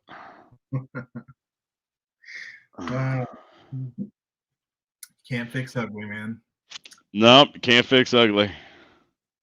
All right, I think we're gonna get some. You guys get on out of here. I think I'm probably gonna end it as well. Jenny says she knows the secrets, and yeah, she knows all my secrets. She knows Jenny knows every secret I've ever had. She is the gatekeeper and purveyor of it. We've been friends for 25 years. She was in a suit at my wedding to my third wife, Amanda. She was there to pick up the pieces from the first 2 divorces, and she was also there holding a leg when my daughter Addison was born. Nice. I can't. Yeah. And right now, she's currently living between you and I. Gotcha. She's right smack dab in the middle in Hickory. So. Gotcha. Okay. Yeah, but well, Jenny knows all the secrets. We'll have to ask you about his gherkin later. I hope you guys have a good night and a happy Thanksgiving. Y'all take care. We'll get together at some point soon. I foresee that coming. Sounds good, guys. Thanks for listening to us yap for a little bit. Night.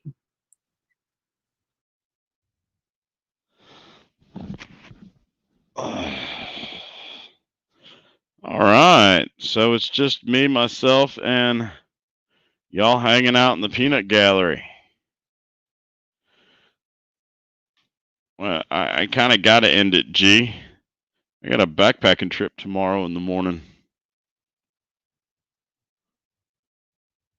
Yeah, we will try to get Caramy out to one of the hangs, or at least get them hanging, or at the very least, we'll get some overlanding trips with them to enjoy and see what happens. Nah, keep it rolling. All right, Ramel. Since you decided on that, you're the next contestant on the after show at Pickl as soon as Facebook starts working. Link has been set. Go ahead and click it and come on down.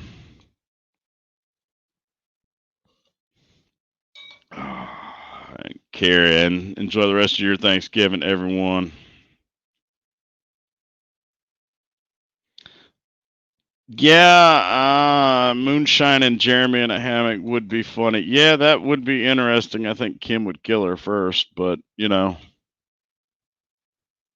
Who ate the most deviled eggs today? I had 2. Calling it 2. There he is. Up. There he is. There's my partner in crime. Okay, hold on. All right, how's that? Yep. Hey, there's Karen in the background. There's John. So we're all here. Happy Thanksgiving, everybody. Happy Thanksgiving. Here's your behind the scenes look at the Trailheads workshop. Yep. On the holiday. What's going on, Defense Dad? So I cannot see chat, so if anybody shouts a question. Yep. Anybody got any questions for Trailheads? Well, we got them on the list. Oh, that's a funky shade of green. Is that something from Mike, I'm guessing? No, sir. This is a 0.5. This is the one of the ethereal builds. Uh-oh. This will become a top quilt. Uh-oh, somebody's getting something light. Yep. So So, real quick. Cricket, I'm gonna show you something real quick. If you're uh-oh. still on here, I can't see. Yep.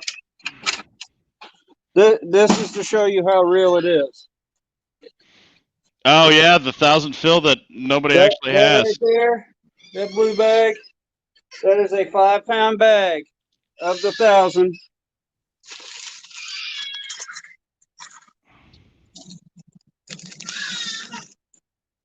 And this right here is a 2-ounce bag of the 1,000, and it is also light and fluffy.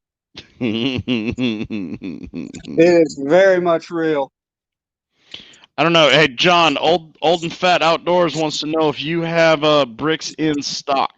Mr. Cook, I have material on hand to make them, and they do not take long. So, not a big deal. Shoot me a message.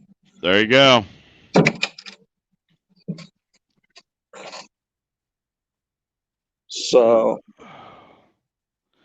So yeah, while 1,000 fill power down. So John, walk us through, because not everybody, and we're kind of dropping down. There's only 8 of us left on the chat, but walk us through, what are the 1,000 fill power down ethereal quilts? What makes them?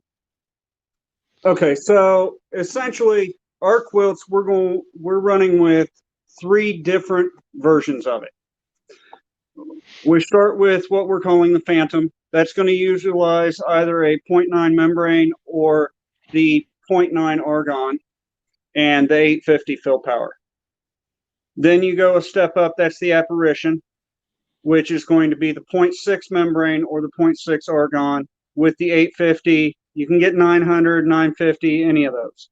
Then we have the Top Fill, which is the Ethereal, which is the 1,000 fill power and a 0.5 shell.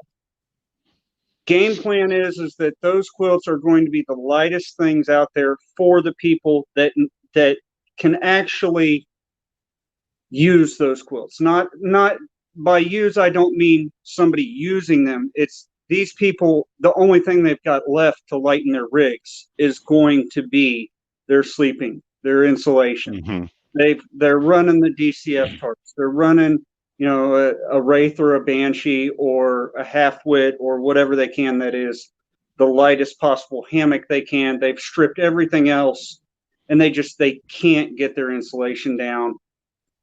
Generally speaking, we're looking at an audience that has experience with the higher shell material, the higher fill power down, that they understand just how special this down is. I mean, it only comes from one place in the world, and you only get so much of it a year. It's not like 850.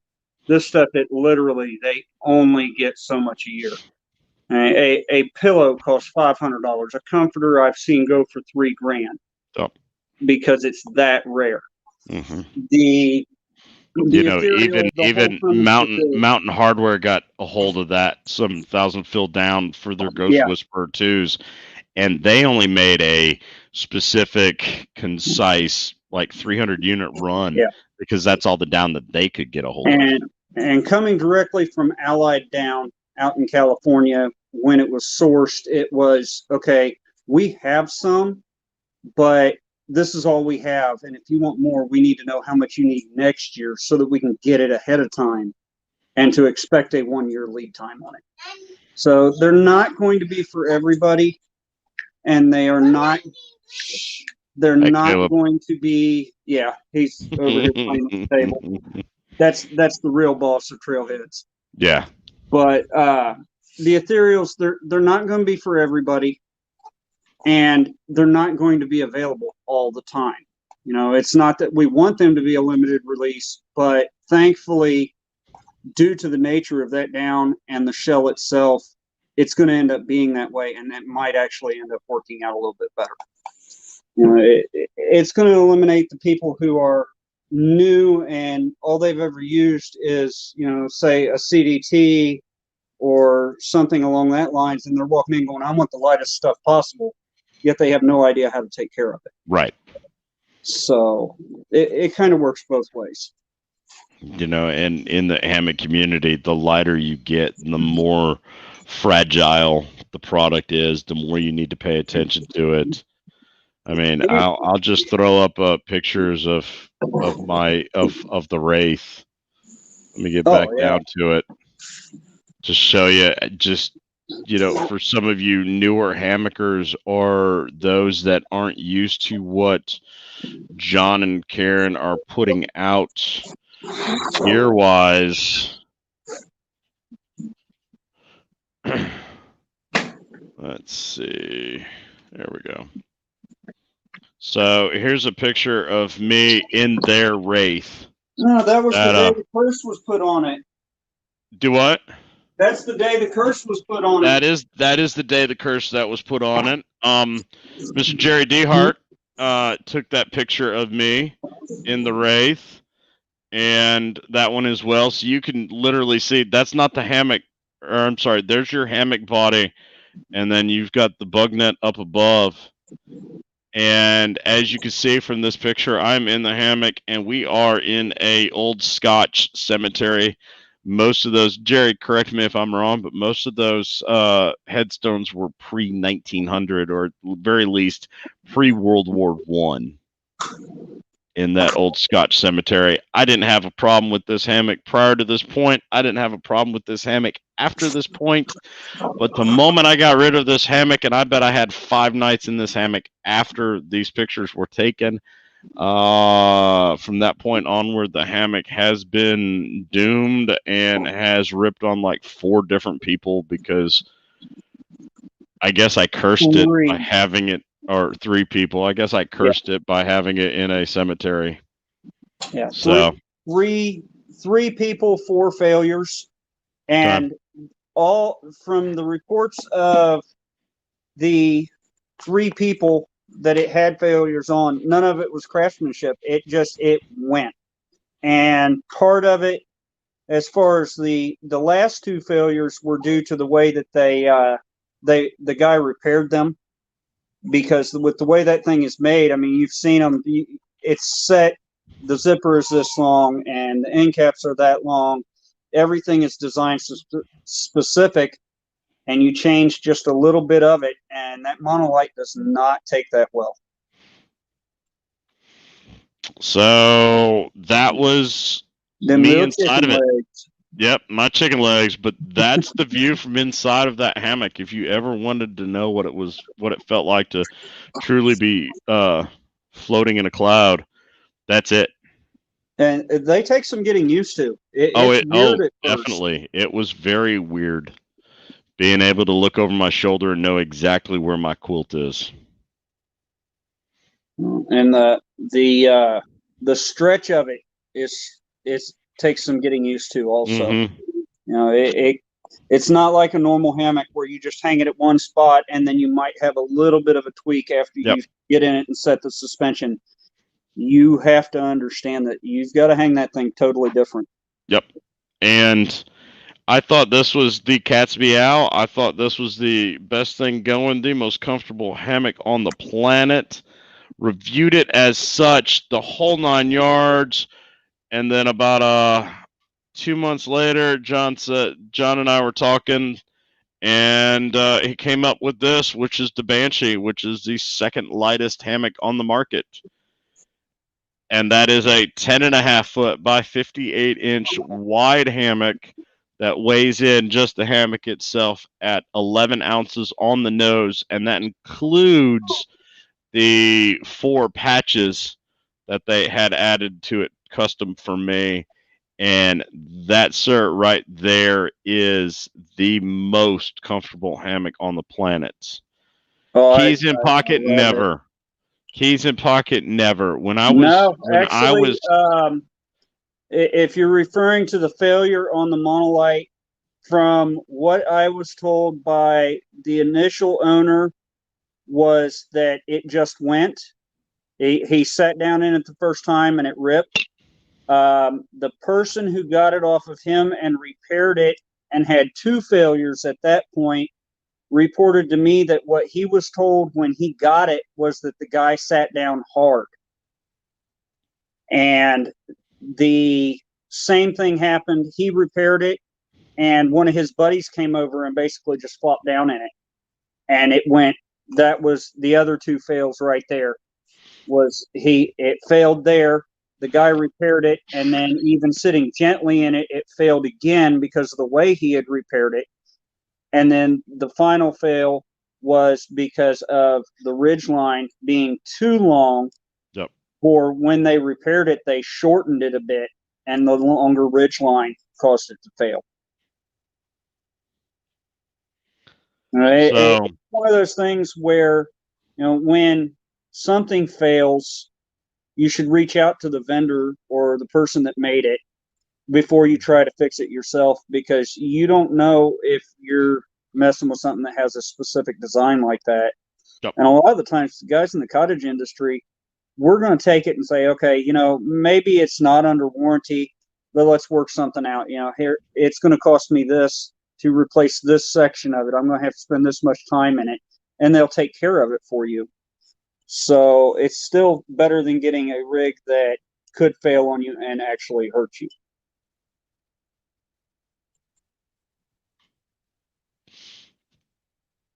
So, and then we moved up to this, which is the Banshee UL, and I'm not going to lie, this is still the most comfortable hammock I've ever laid in. You know, Jerry, it does seem like a fragile material, but it really isn't. I never worried about it failing on me sleeping, and I'm at 200 pounds. I was at the weight limit for it. And it wasn't so much that, I was worried about it failing as much as I was very particular what I had on when I got into it. It is an ultralight fabric.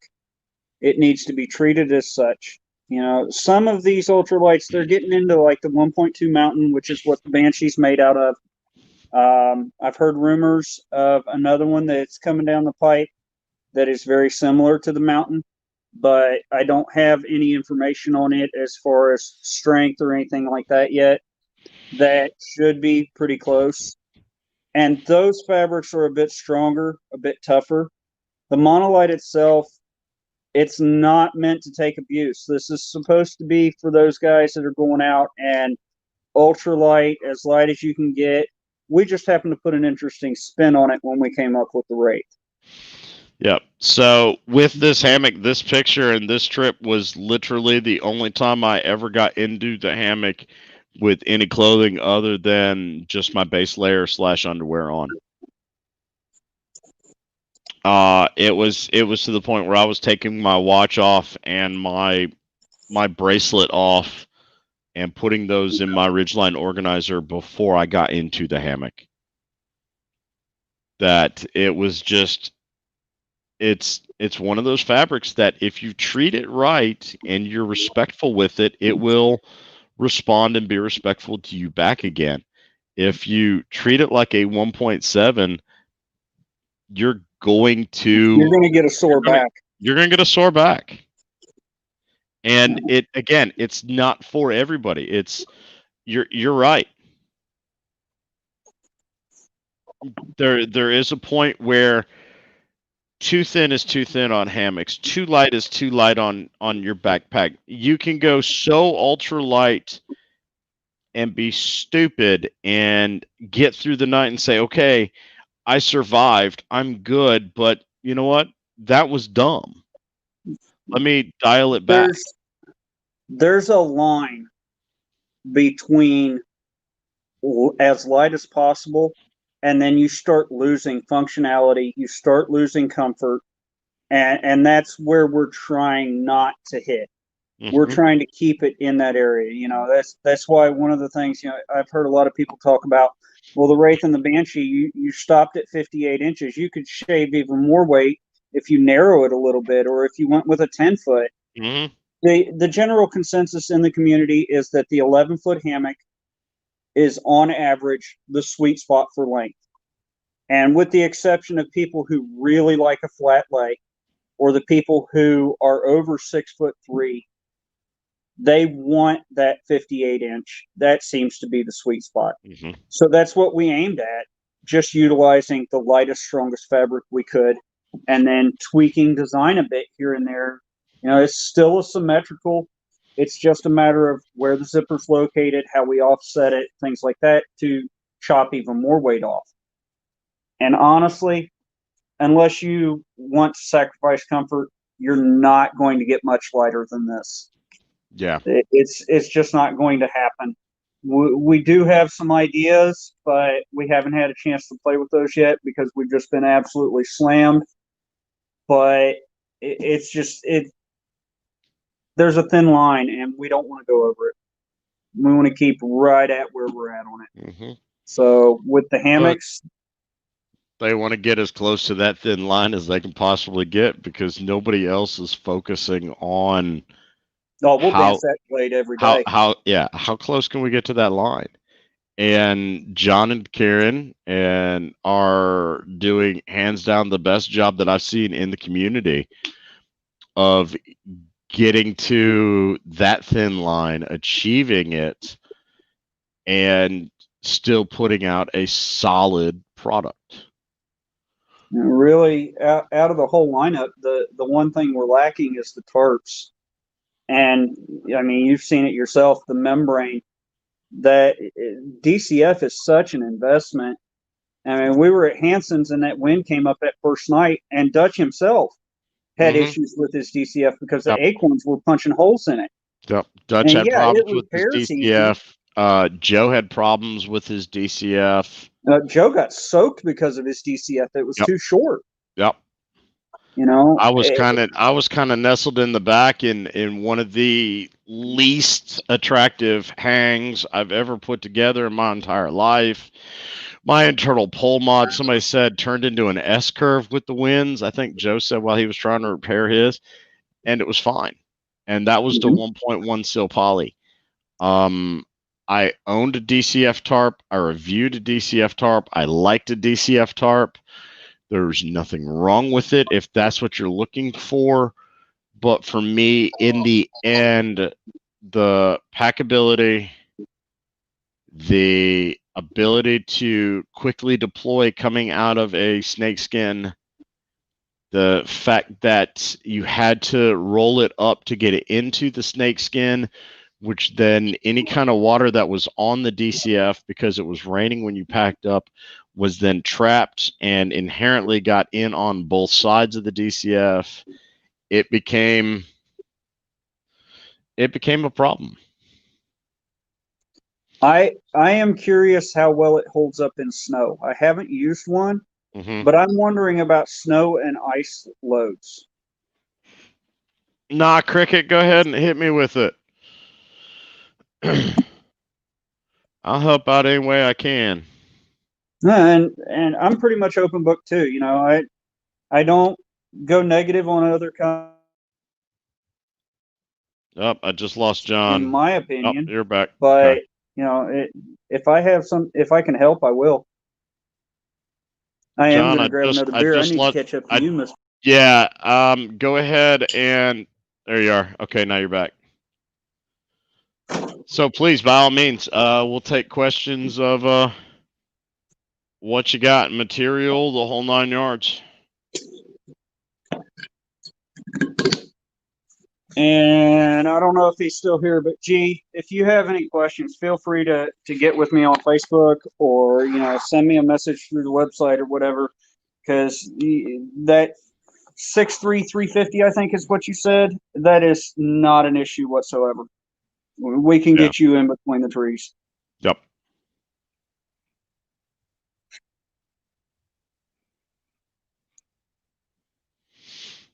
So what's next for you? You're going up to just outside Linville? No, I think tomorrow we're heading down to the Foothills Trail down in South Carolina. Oh, okay. One of the gorge rats, my buddy Kenny Ray, is looking to do a through hike between Christmas and New Year's. And I figure we'll get him a little research and beta on it, and enjoy a nice post-Thanksgiving hike through the woods. So a little recon. Yep, just a little recon. Walk off a little bit of turkey, get a little bit of recon in, and call it fun. We've got our deal coming up in at the end of January for our hang, and other than that, it's banging out as many orders as we can and getting caught up. Try to get ready for spring. All right, Hummingbird?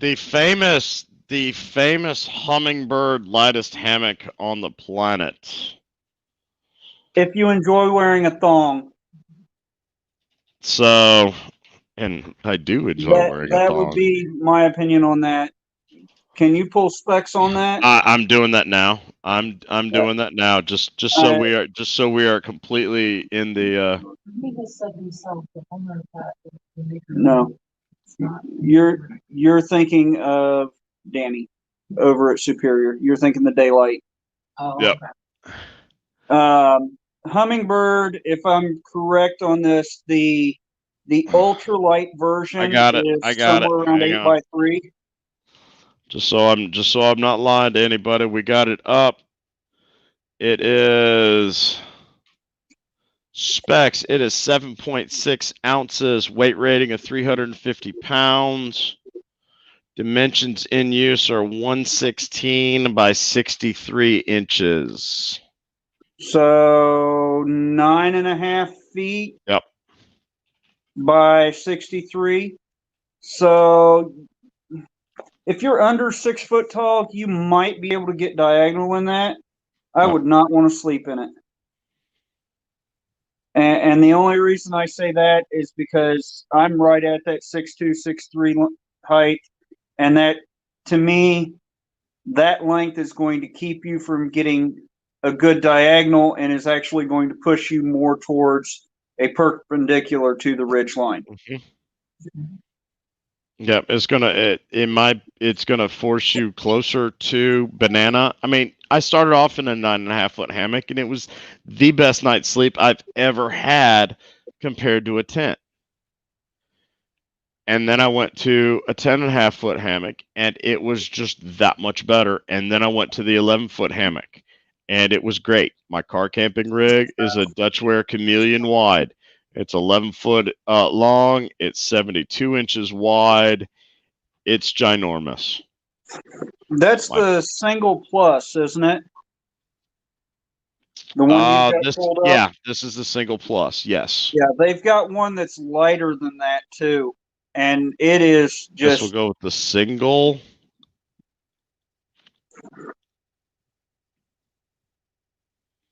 It is 5.2 ounces. It is 104 by 47. So that hammock right there, the length of it with no ridge line on it is the same length as the ridge line on the Banshee and the Wraith with the net and everything else. Yeah, that's right. Because the Banshee and the Wraith are using the 104-inch ridge line. Yeah. It's kind of in between. It's just about 105, but yeah. So you're looking at 8.4 or 8.5 foot long hammock, and I'm 6 foot tall. You know, for somebody like Kim that was just on at 5'3", yeah, she could probably get away with it and be comfortable. I'm sorry. To me, that's a hammock chair. That is for doing exactly what they're showing to be done in the picture. It is to hang out by a pretty waterfall, to get a nice little photo op, and then mosey on down the trail. And and I'm not saying that they're bad, products at all, but they're certainly not meant for actually overnight camping. Especially if you're going for comfort and you've got multiple days. All right, the Pelican tarp I'm not familiar with. I believe that's is that an Amazon? A rectangle or it's a winner.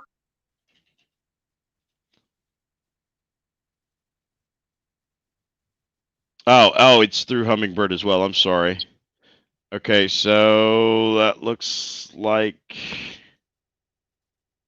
Do we have pictures of the actual tarp? So I guess that's got doors on it. It's a 0.9 sil poly. It's membrane. 137 by 112. So right about 11 and a half and just short of 10 foot, Yep. 9.5 foot.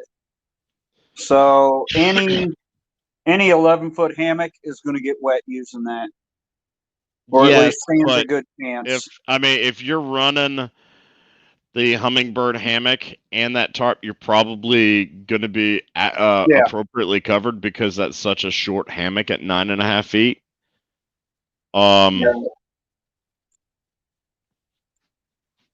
You know, you're looking. The Banshee is that an Eno double nest or the Hummingbird double nest? The other thing to keep in mind is all of these are netless. What do you Yeah. do about bugs? Yep. You know, You know, because the Hummingbird double is a 116 by 85. So you've picked up a tremendous amount of width, but you're not picking up anything in length, and you're 10 ounces. The Wraith that John puts together is lighter by not much, but by about half ounce. 9.6. It's longer. Excuse me. It's not as wide at the 85 inches, but at 59 inches or 58 inches, you got plenty of width to sleep in, and you've got a full bug net. And I'm not saying it's for everybody. And you may be completely happy with it, and I'm glad that it gets you out into the woods. One other thing I would note about that hammock to be 85 inches wide, I'll guarantee you it's a 3-panel, which most people find that 3-panel Yep. where that seam is hitting the back of their head or hitting across their ankles, they find that uncomfortable. And it also puts in two points of weakness. You know, it's another seam to go bad.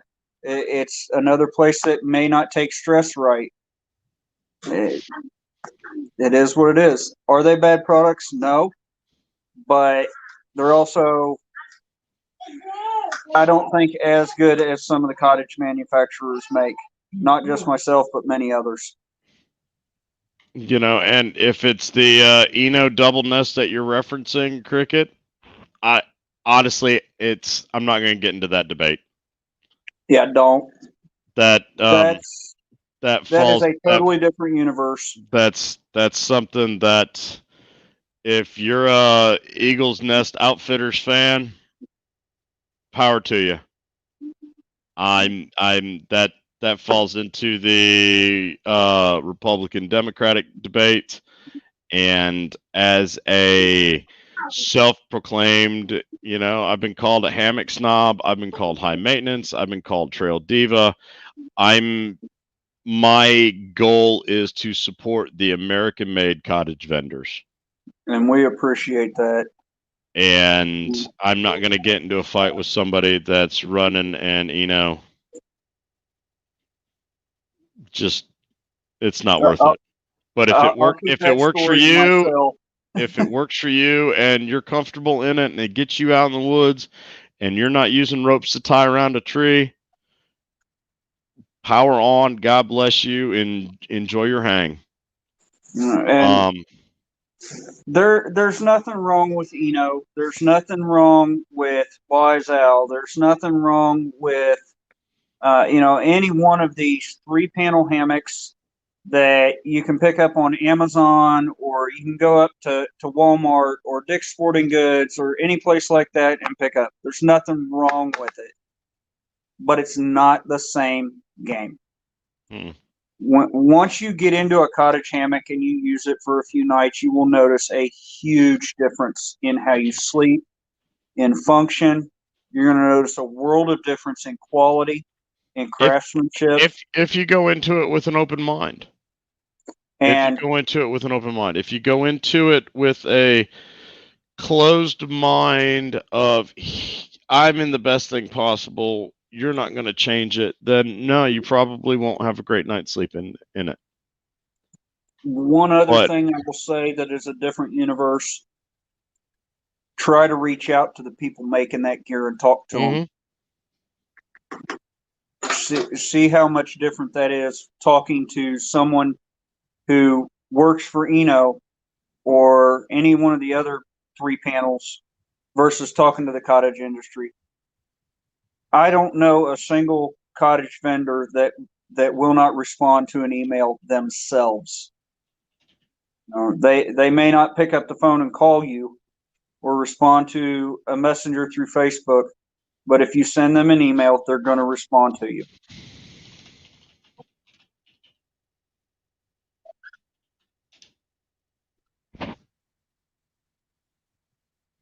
okay, so he's not an Eno fan. He's referencing the hummingbird double nest.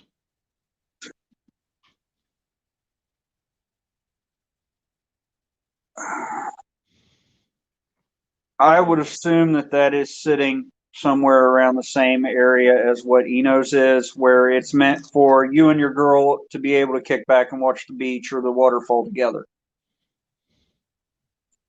And yeah, those will work for sleeping in.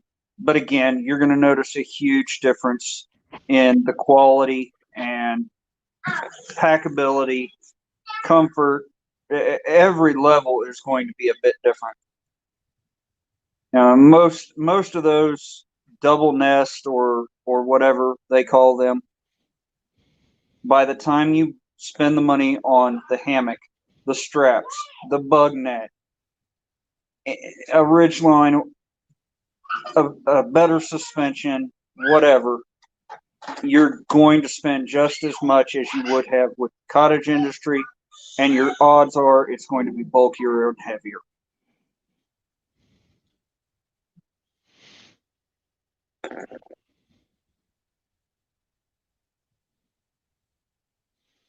And even just looking through their website,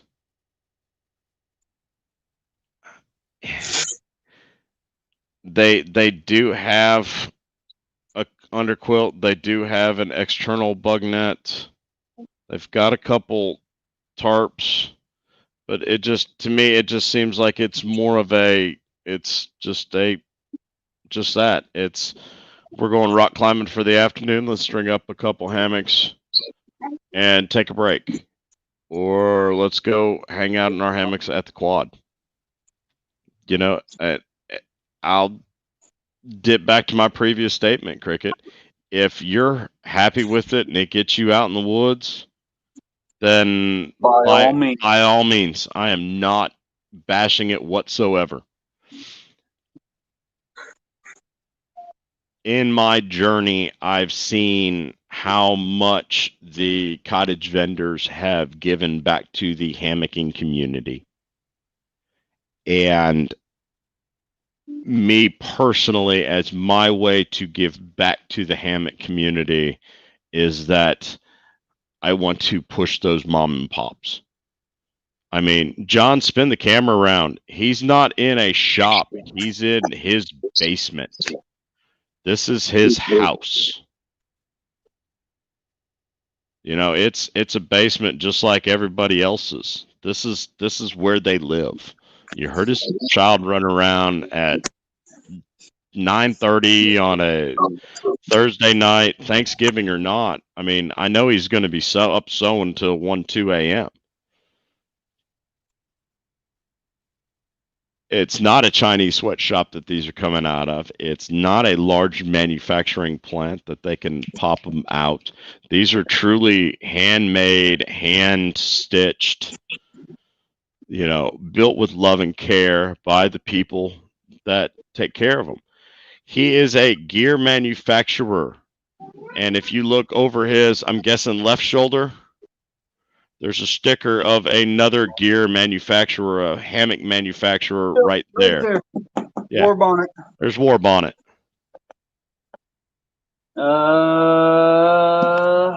I don't see anybody else. I mean, there's Ripstop up there, but Yeah, there's Ripstop up you there, know, but Ripstop, Gap Arborist, which is where we get our Dynaglide, Outdoor Ink, Loose Goose is up there. Most of these are just ones that, I get on an order when I order something in and slap it up there. Brandon at Warbonnet sent me the sticker when I ordered a stack of tarp ticks from him. Yep. But,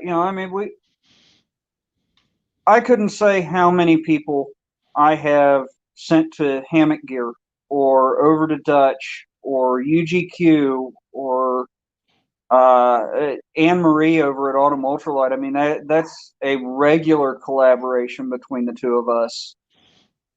And we're not out there to take away from anybody in the community. We just want to be in it. It's not a matter of, we want to be number one or we want to be the only one. We just want to be here, and we want to make good gear for people to depend on. And Mr. Cook, I see your comment there, and you're right. I did come over and talk to you, and every single customer that I run into out there at a hang, I'm going to go over and sit down and talk to them, make sure they're happy with it, see if there's anything they'd want to change, whatever. I had a guy 2 years ago that I ran into down at Hanson's that the only time I'd ever talked to him was on Facebook because he'd ordered a gear sling, but I recognized him from his profile picture, and it blew him away when I called him by name. He was completely lost on that. That's what we're going to do. I would think just about any one of the cottage vendors is going to touch base with their customers and the people that support them.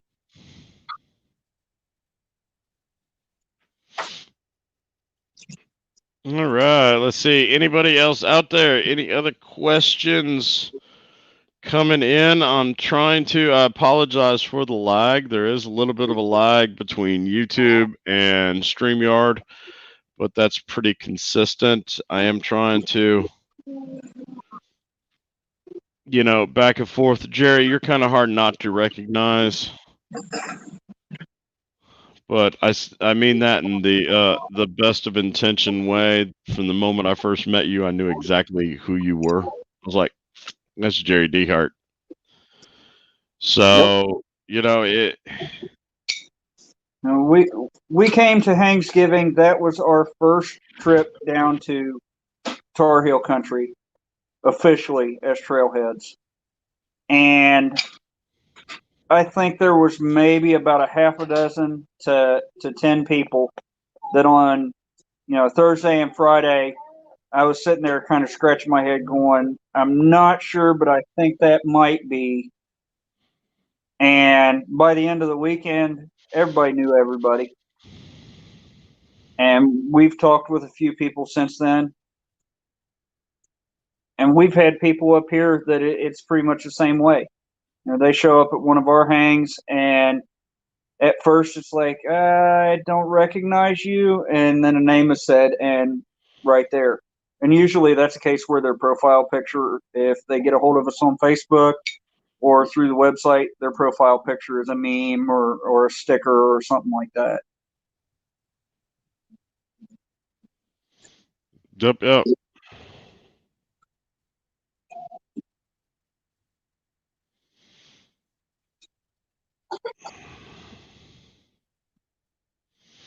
Let's see. Glenn, cheap gear gets people into our hobby that people usually recognize the difference in what they have and quality gear. Yeah, I mean,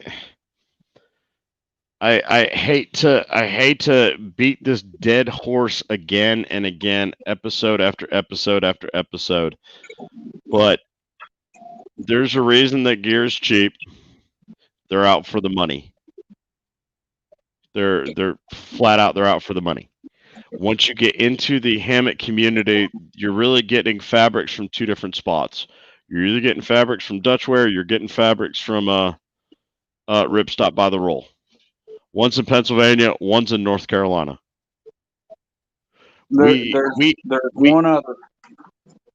one other OWF out in Idaho. Yep. but it's nowhere near the same quality. Ripstop and Duck have the best.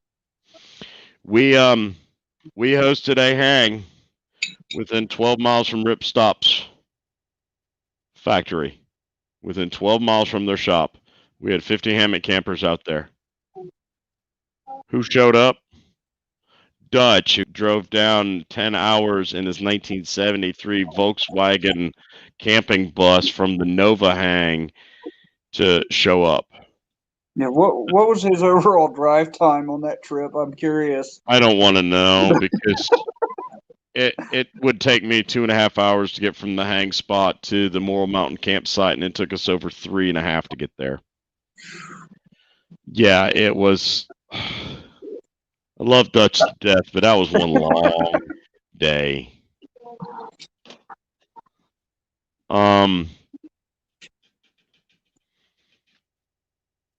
You know, and at that point, if you settle on a fabric first, all you're dealing with at that point is seamstry. You know, do you want your lines sewn straight? Do you not want them sewn straight? Do you want a tarp to leak because somebody doesn't have a technique down, or do you want that tarp to stay buttoned up and dry because the vendor knows how to sew it? You know, that's your decision as a consumer. And my decision as an influencer, good, bad, right, or wrong, is I'm going to at the very least make sure that you're aware of those manufacturers such as John that are completely capable of providing you with a good, if not the best product on the market that he can and his family can put out with their hands. Yes, no, Glenn. Dutch didn't drive the bus through all the rain to Thanksgiving. He came in after the rain hit. Ooh, yeah, I didn't think about that. That would have been rough.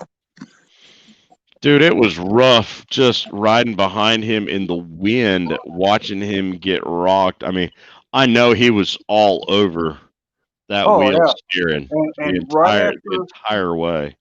Not too far past where you guys camped at. Once you go into Virginia, going across that pass up there. Yep, fancy gap. We had one gust hit us, and I mean, we're in that little bitty Kia, and it kicked us sideways. Yep. That's what I got to follow. You enjoyed looking at that ass, and you know it. That was fun. I ain't gonna lie. It was a fun trip. It was a good change of pace from the hustle and bustle that is Thanksgiving.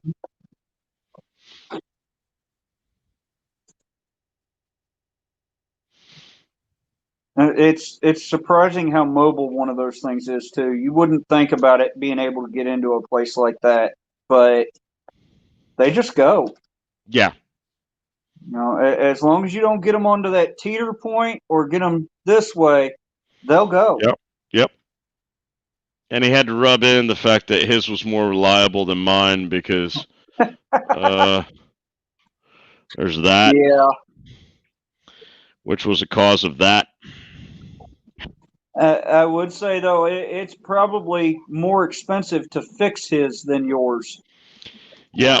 My total fix cost me just under $100, and and a couple days with that black eye. So yeah, he bends a rim. Good luck finding a new one. Yeah. Yep.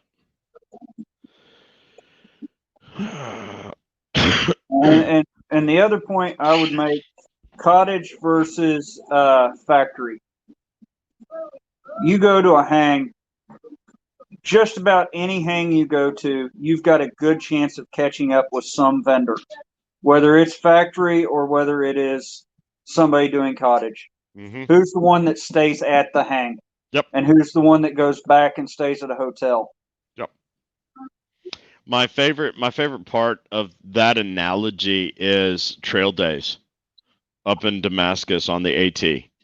And that being said, it's Saturday and Sunday morning, usually Saturday morning because all the vendors are still there for the weekend. And it's Saturday morning, just at dawn, and I stay at the Dutchware site. I stay at the Dutchware, Cedar Ridge, Jack's Our Better site because I'm friends with all of them. Because I've seen their gear, and I'm fortunate enough to have met these people and been invited in and taken tours and so on and so forth, that we've all become friends. That being said, walking up and down the row, the Dutchware gear guys, Dutch and Alex, are in Dutchware hammocks. The Jack's Our Better guys are Don and Dave. They're in Jack's Our Better or Dutchware hammocks with JRB quilts. The Cedar Ridge guys, direct competitors in the same booth. They're in Dutch or Jack's Our Better hammocks and Cedar Ridge quilts.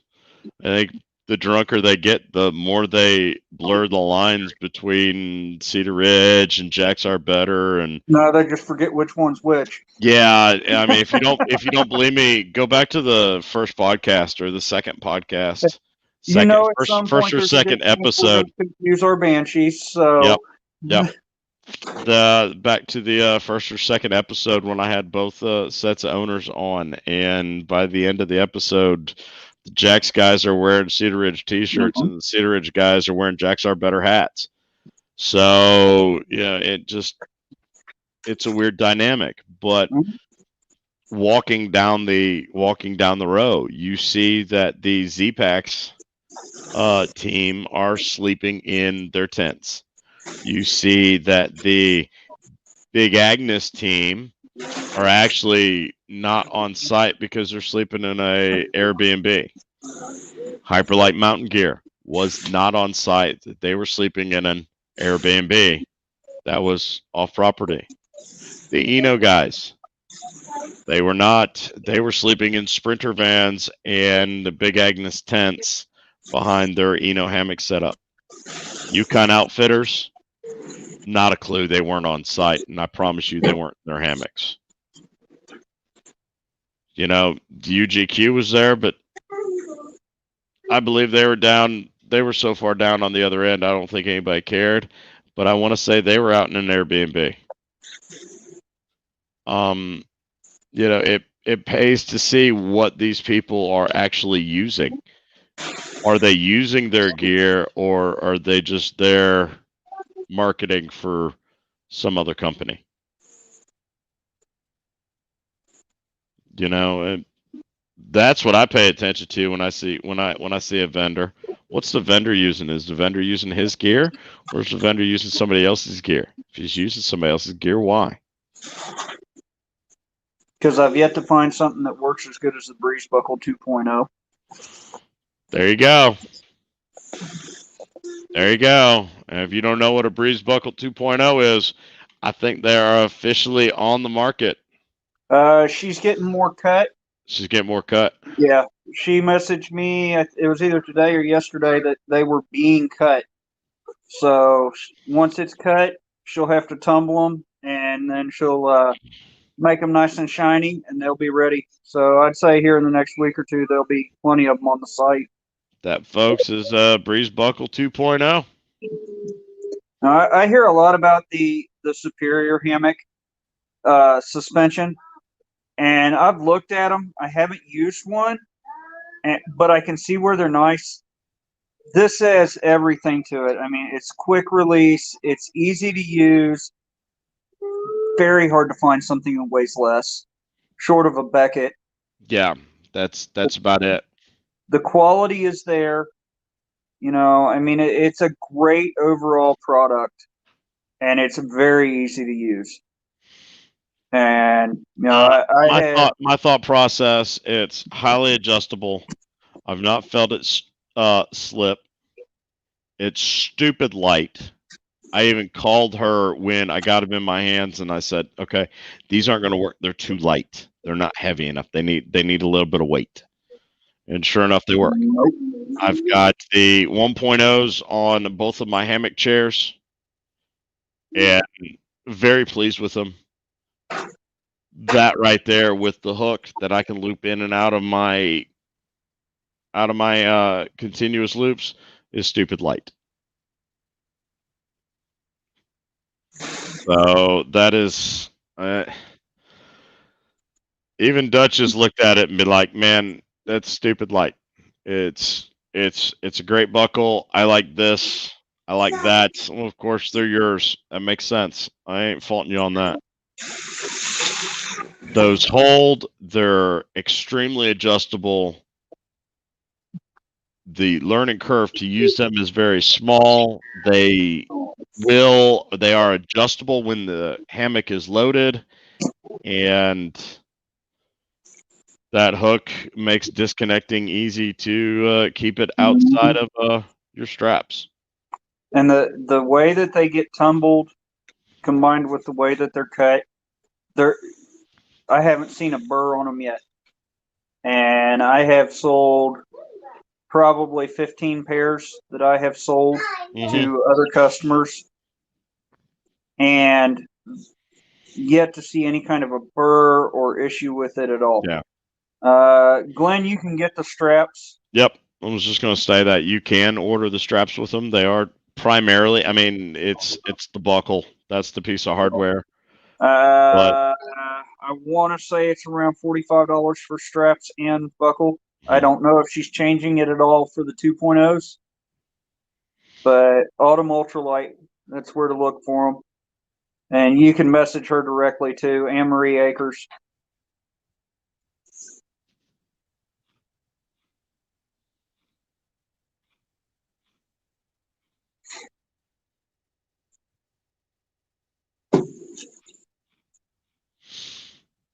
All right. Let's see. Where is this path going? Are we off the rail or are we about out of gas?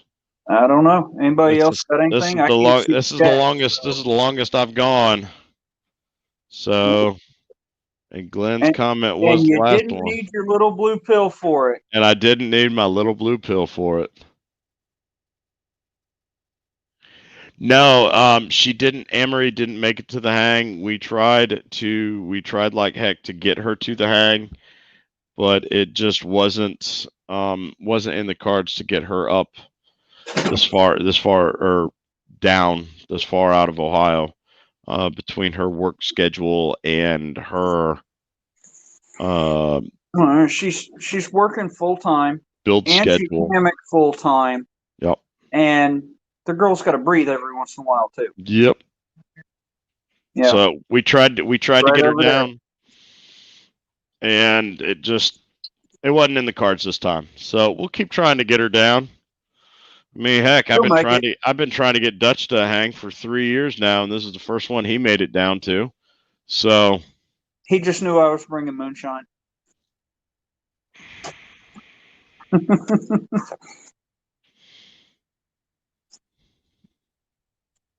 If things die down a bit and go well the way we're hoping, she'll be here in January.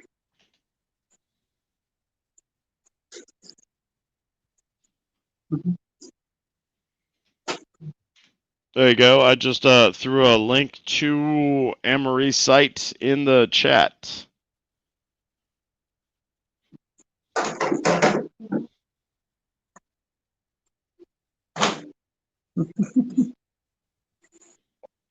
Yeah, we need to get her on the show too. I know she's camera shy, but come on, get on the show, have some fun.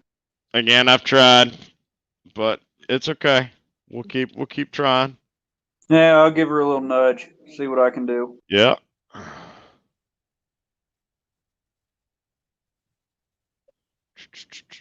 think let's see, her. Well, you've had me, you've had Tom. Is it Tom or Todd? Parallel. Mazden, Todd. Todd. You've had Dan McNeil. This is episode 19.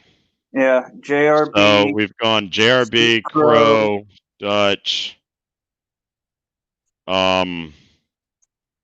Chris Duffy with Hang Your Own Hang podcast. Right after I was on the podcast, Danny Warnock with Superior, MCN, Trailheads, Parallel 43. You need to get. You're right there in North Carolina. Get Mr. Flowers with Walhalla, and Yep. We could if probably he get Jason. if We could he probably get is actually going to make a comeback, I'm sure Avery would be up for it. Avery. Avery was actually on the first one, if you recall, on your Yeah. first episode with you and Avery when we just on a whim threw it up on Facebook. Let's see what happens here, and here we are now. We've done. Yep, G's right. We've done 2 newbie episodes. Yeah. What about So- Ben McMillan? I don't recognize that name. Hilltop. I've not had Ben. There was some talk. I believe Mike's reached out to him, but just haven't heard back. There's been some reach out to Chris Stoy. Yeah. Uh, He's kind of quiet though. I don't see much out of him on, actual posting and stuff like that, unless he's got a bunch of stuff to sell. Yep, kind of comes and goes. Yeah. I think he's got a pretty busy day gig though. I'm not real sure. Yep, we've reached out to Corey Bleeker. Mike's, Majestic. Yep, Majestic. Mike's touched base with George Carr with Loco. Yeah, George would be a good one to get on there. I'd extend an offer to Papa Smurf with Dream, but yeah. Last I talked to him, recorded. any kind of advertising, he never got the return that on his investment that he expected. And it's not a big secret that I'm not a big fan of Dream Hammocks products for personal reasons.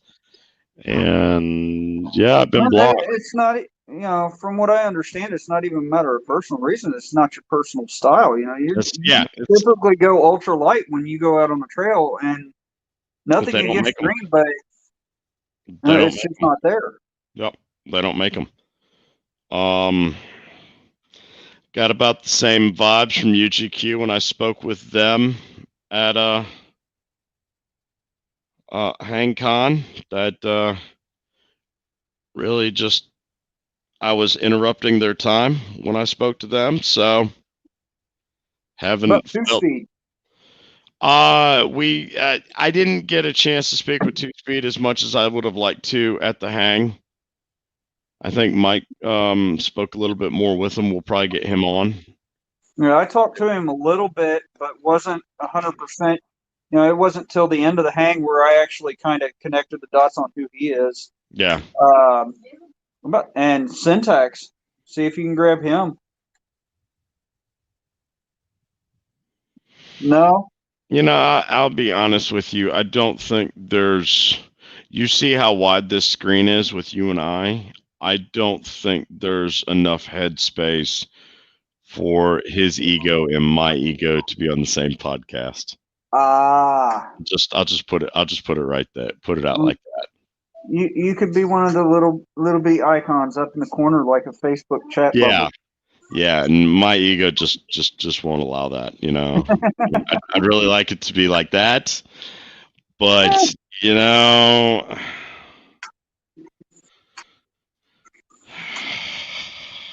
So, what about some of the other prominent members of the community?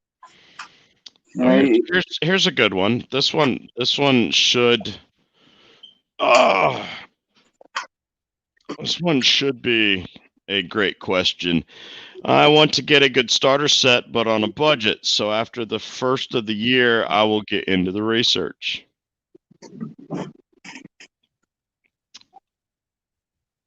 I think the best starter hammock options out there, and they're all about the same price. They're all around $230 for hammock, tarp, guy lines, straps, ridge line, the whole 9 yards. At that point, all you need are your quilts. I think those best bets are either going to be the Hammock Gear Wanderlust package, the Dutchware netted side zip package, and I believe that may go up to about $250 for an XL option. Is it going to be for hiking, or is it going to be for car camping / base camping? That would be my first question there. Mm-hmm. And then I would also, for a big box store solution, I would throw in the Hammock Mantis in there. I've got the Hammock Mantis, and that rig does a lot of things right. That it's a pretty good it's a pretty good starter rig. I don't use it much because I've got lighter rigs with more coverage in the tarp, and it's a starter set. But it's nice to be able to grab that one orange stuff sack and throw it into the Jeep in case somebody's coming along, so that I don't have to mentally think, okay, is everything there? Yeah, everything's there. I just need to grab a set of quilts. I would say for her to decide if it is for car camping or for backpacking. Second step would be to determine your budget. Mm-hmm. How into this are you? Is it going to be I don't know. I mean, number one, get her to a hang. Yep. Well, Jenny's a unique case, and she's fortunate that. Yeah, I know. She's kind of spoiled. She's gonna be spoiled. She's not gonna have the normal newbies intro into hammock camping, because I'm not gonna let her go down that rabbit hole without a safety strap, so to speak. And after that, obviously she's got you. Mm-hmm. Talk to the vendors. Yep. I have, let's see, 1, 2, 7 orders on the board that I'm seeing off the top of my head that were, okay, so I need this, this, this, and this, but I only get paid this much a week or this much a month. So if I give you this much, can we work with it and do payments? And I've told every one of them the same thing. I have no problem with that, but you're not going to get it until it's paid off. I'm not going to ship it until you pay it off. And every one of them has had no problem taking care of that. Now, I can't speak for the other people that are in the community or the other vendors in the community as to whether they will do that. But, I mean, I'll admit it, skier is not cheap, but there's a reason for that. And we're not in it to make people go broke. We're in it to get them between the trees. Yep. So if payment plan's what it takes to get them between the trees, fine. I don't care. So definitely reach out to the vendors, whoever you become interested in, and see if that's an option. Some of them will, some of them won't. I can't say for sure who, but it ain't gonna hurt to try. And yeah, I'll agree. The Wanderlust and the Dutch package is definitely a good option. The Hammock, I have not tried that one, and I haven't really looked at it, so I couldn't say. I would steer clear of SMR myself. I would avoid SMR like the COVID. I have not been impressed with anything I've seen out of them. I used to be, but here as of late, it looks like the company's gone from a backpacking outdoors company to a company that markets outdoor China-made gear. And I'd have to say Outdoor Vitals is very close with that as well. I have not been impressed with anything I've seen come out of them. I've got a sleeping bag by them that I really actually like. But everything I've heard, it's very hit and miss. Either you get something really, really nice that you're very pleased with, or it's a complete bust and you're going to pay a hell of a time trying to get to their through their customer service.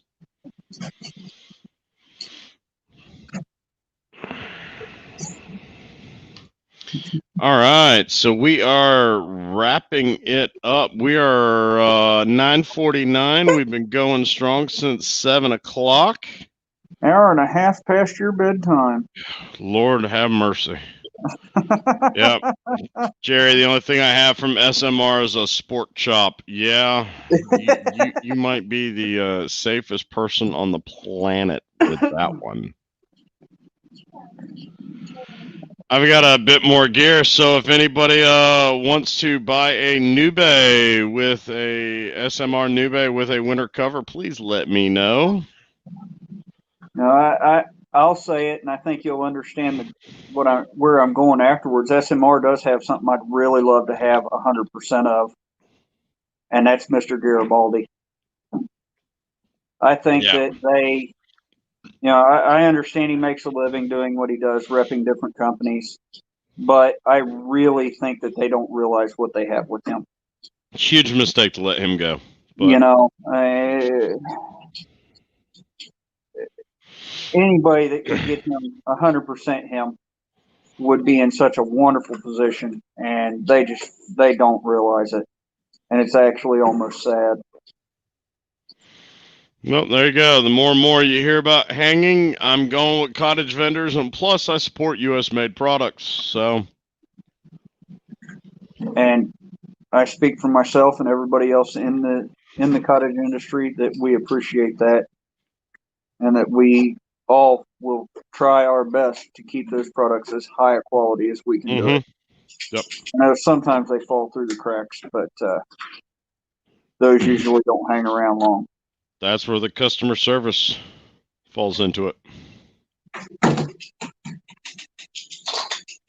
So, well, look, we are just before 10 o'clock. I think I'm about ready to wrap this up. I wanted to wish everybody that's still hanging out with us very happy Thanksgiving. Thanks for enjoying me run my mouth for almost 3 hours. Holy cow. haven't done that very often in my life to go full 3 hours, but thanks for staying. Not on camera. Yeah, shut it. Thanks for tuning in. Thanks for joining us. Give your family hugs. Happy Thanksgiving. Go eat some leftover turkey, get some sleep, watch some football, be gluttonous. Tomorrow's Black Friday. Be a little bit nicer to the poor people that are in retail and having to actually work and deal with the masses tomorrow, especially with all the fears of COVID. I myself am going to be opting outside and going for a hike and doing a little bit of backpacking. So, got to keep my girlish figure, got to stay high maintenance, and need to work off some of this extra turkey. So, do the flip. No, it doesn't work with the headset on. Is that better? Jenny, you've given him way too many pointers on that. Oh, she's got pretty hair too. It's probably where you got it from. How to take care of it and everything. My wife's got pretty hair too, so you know.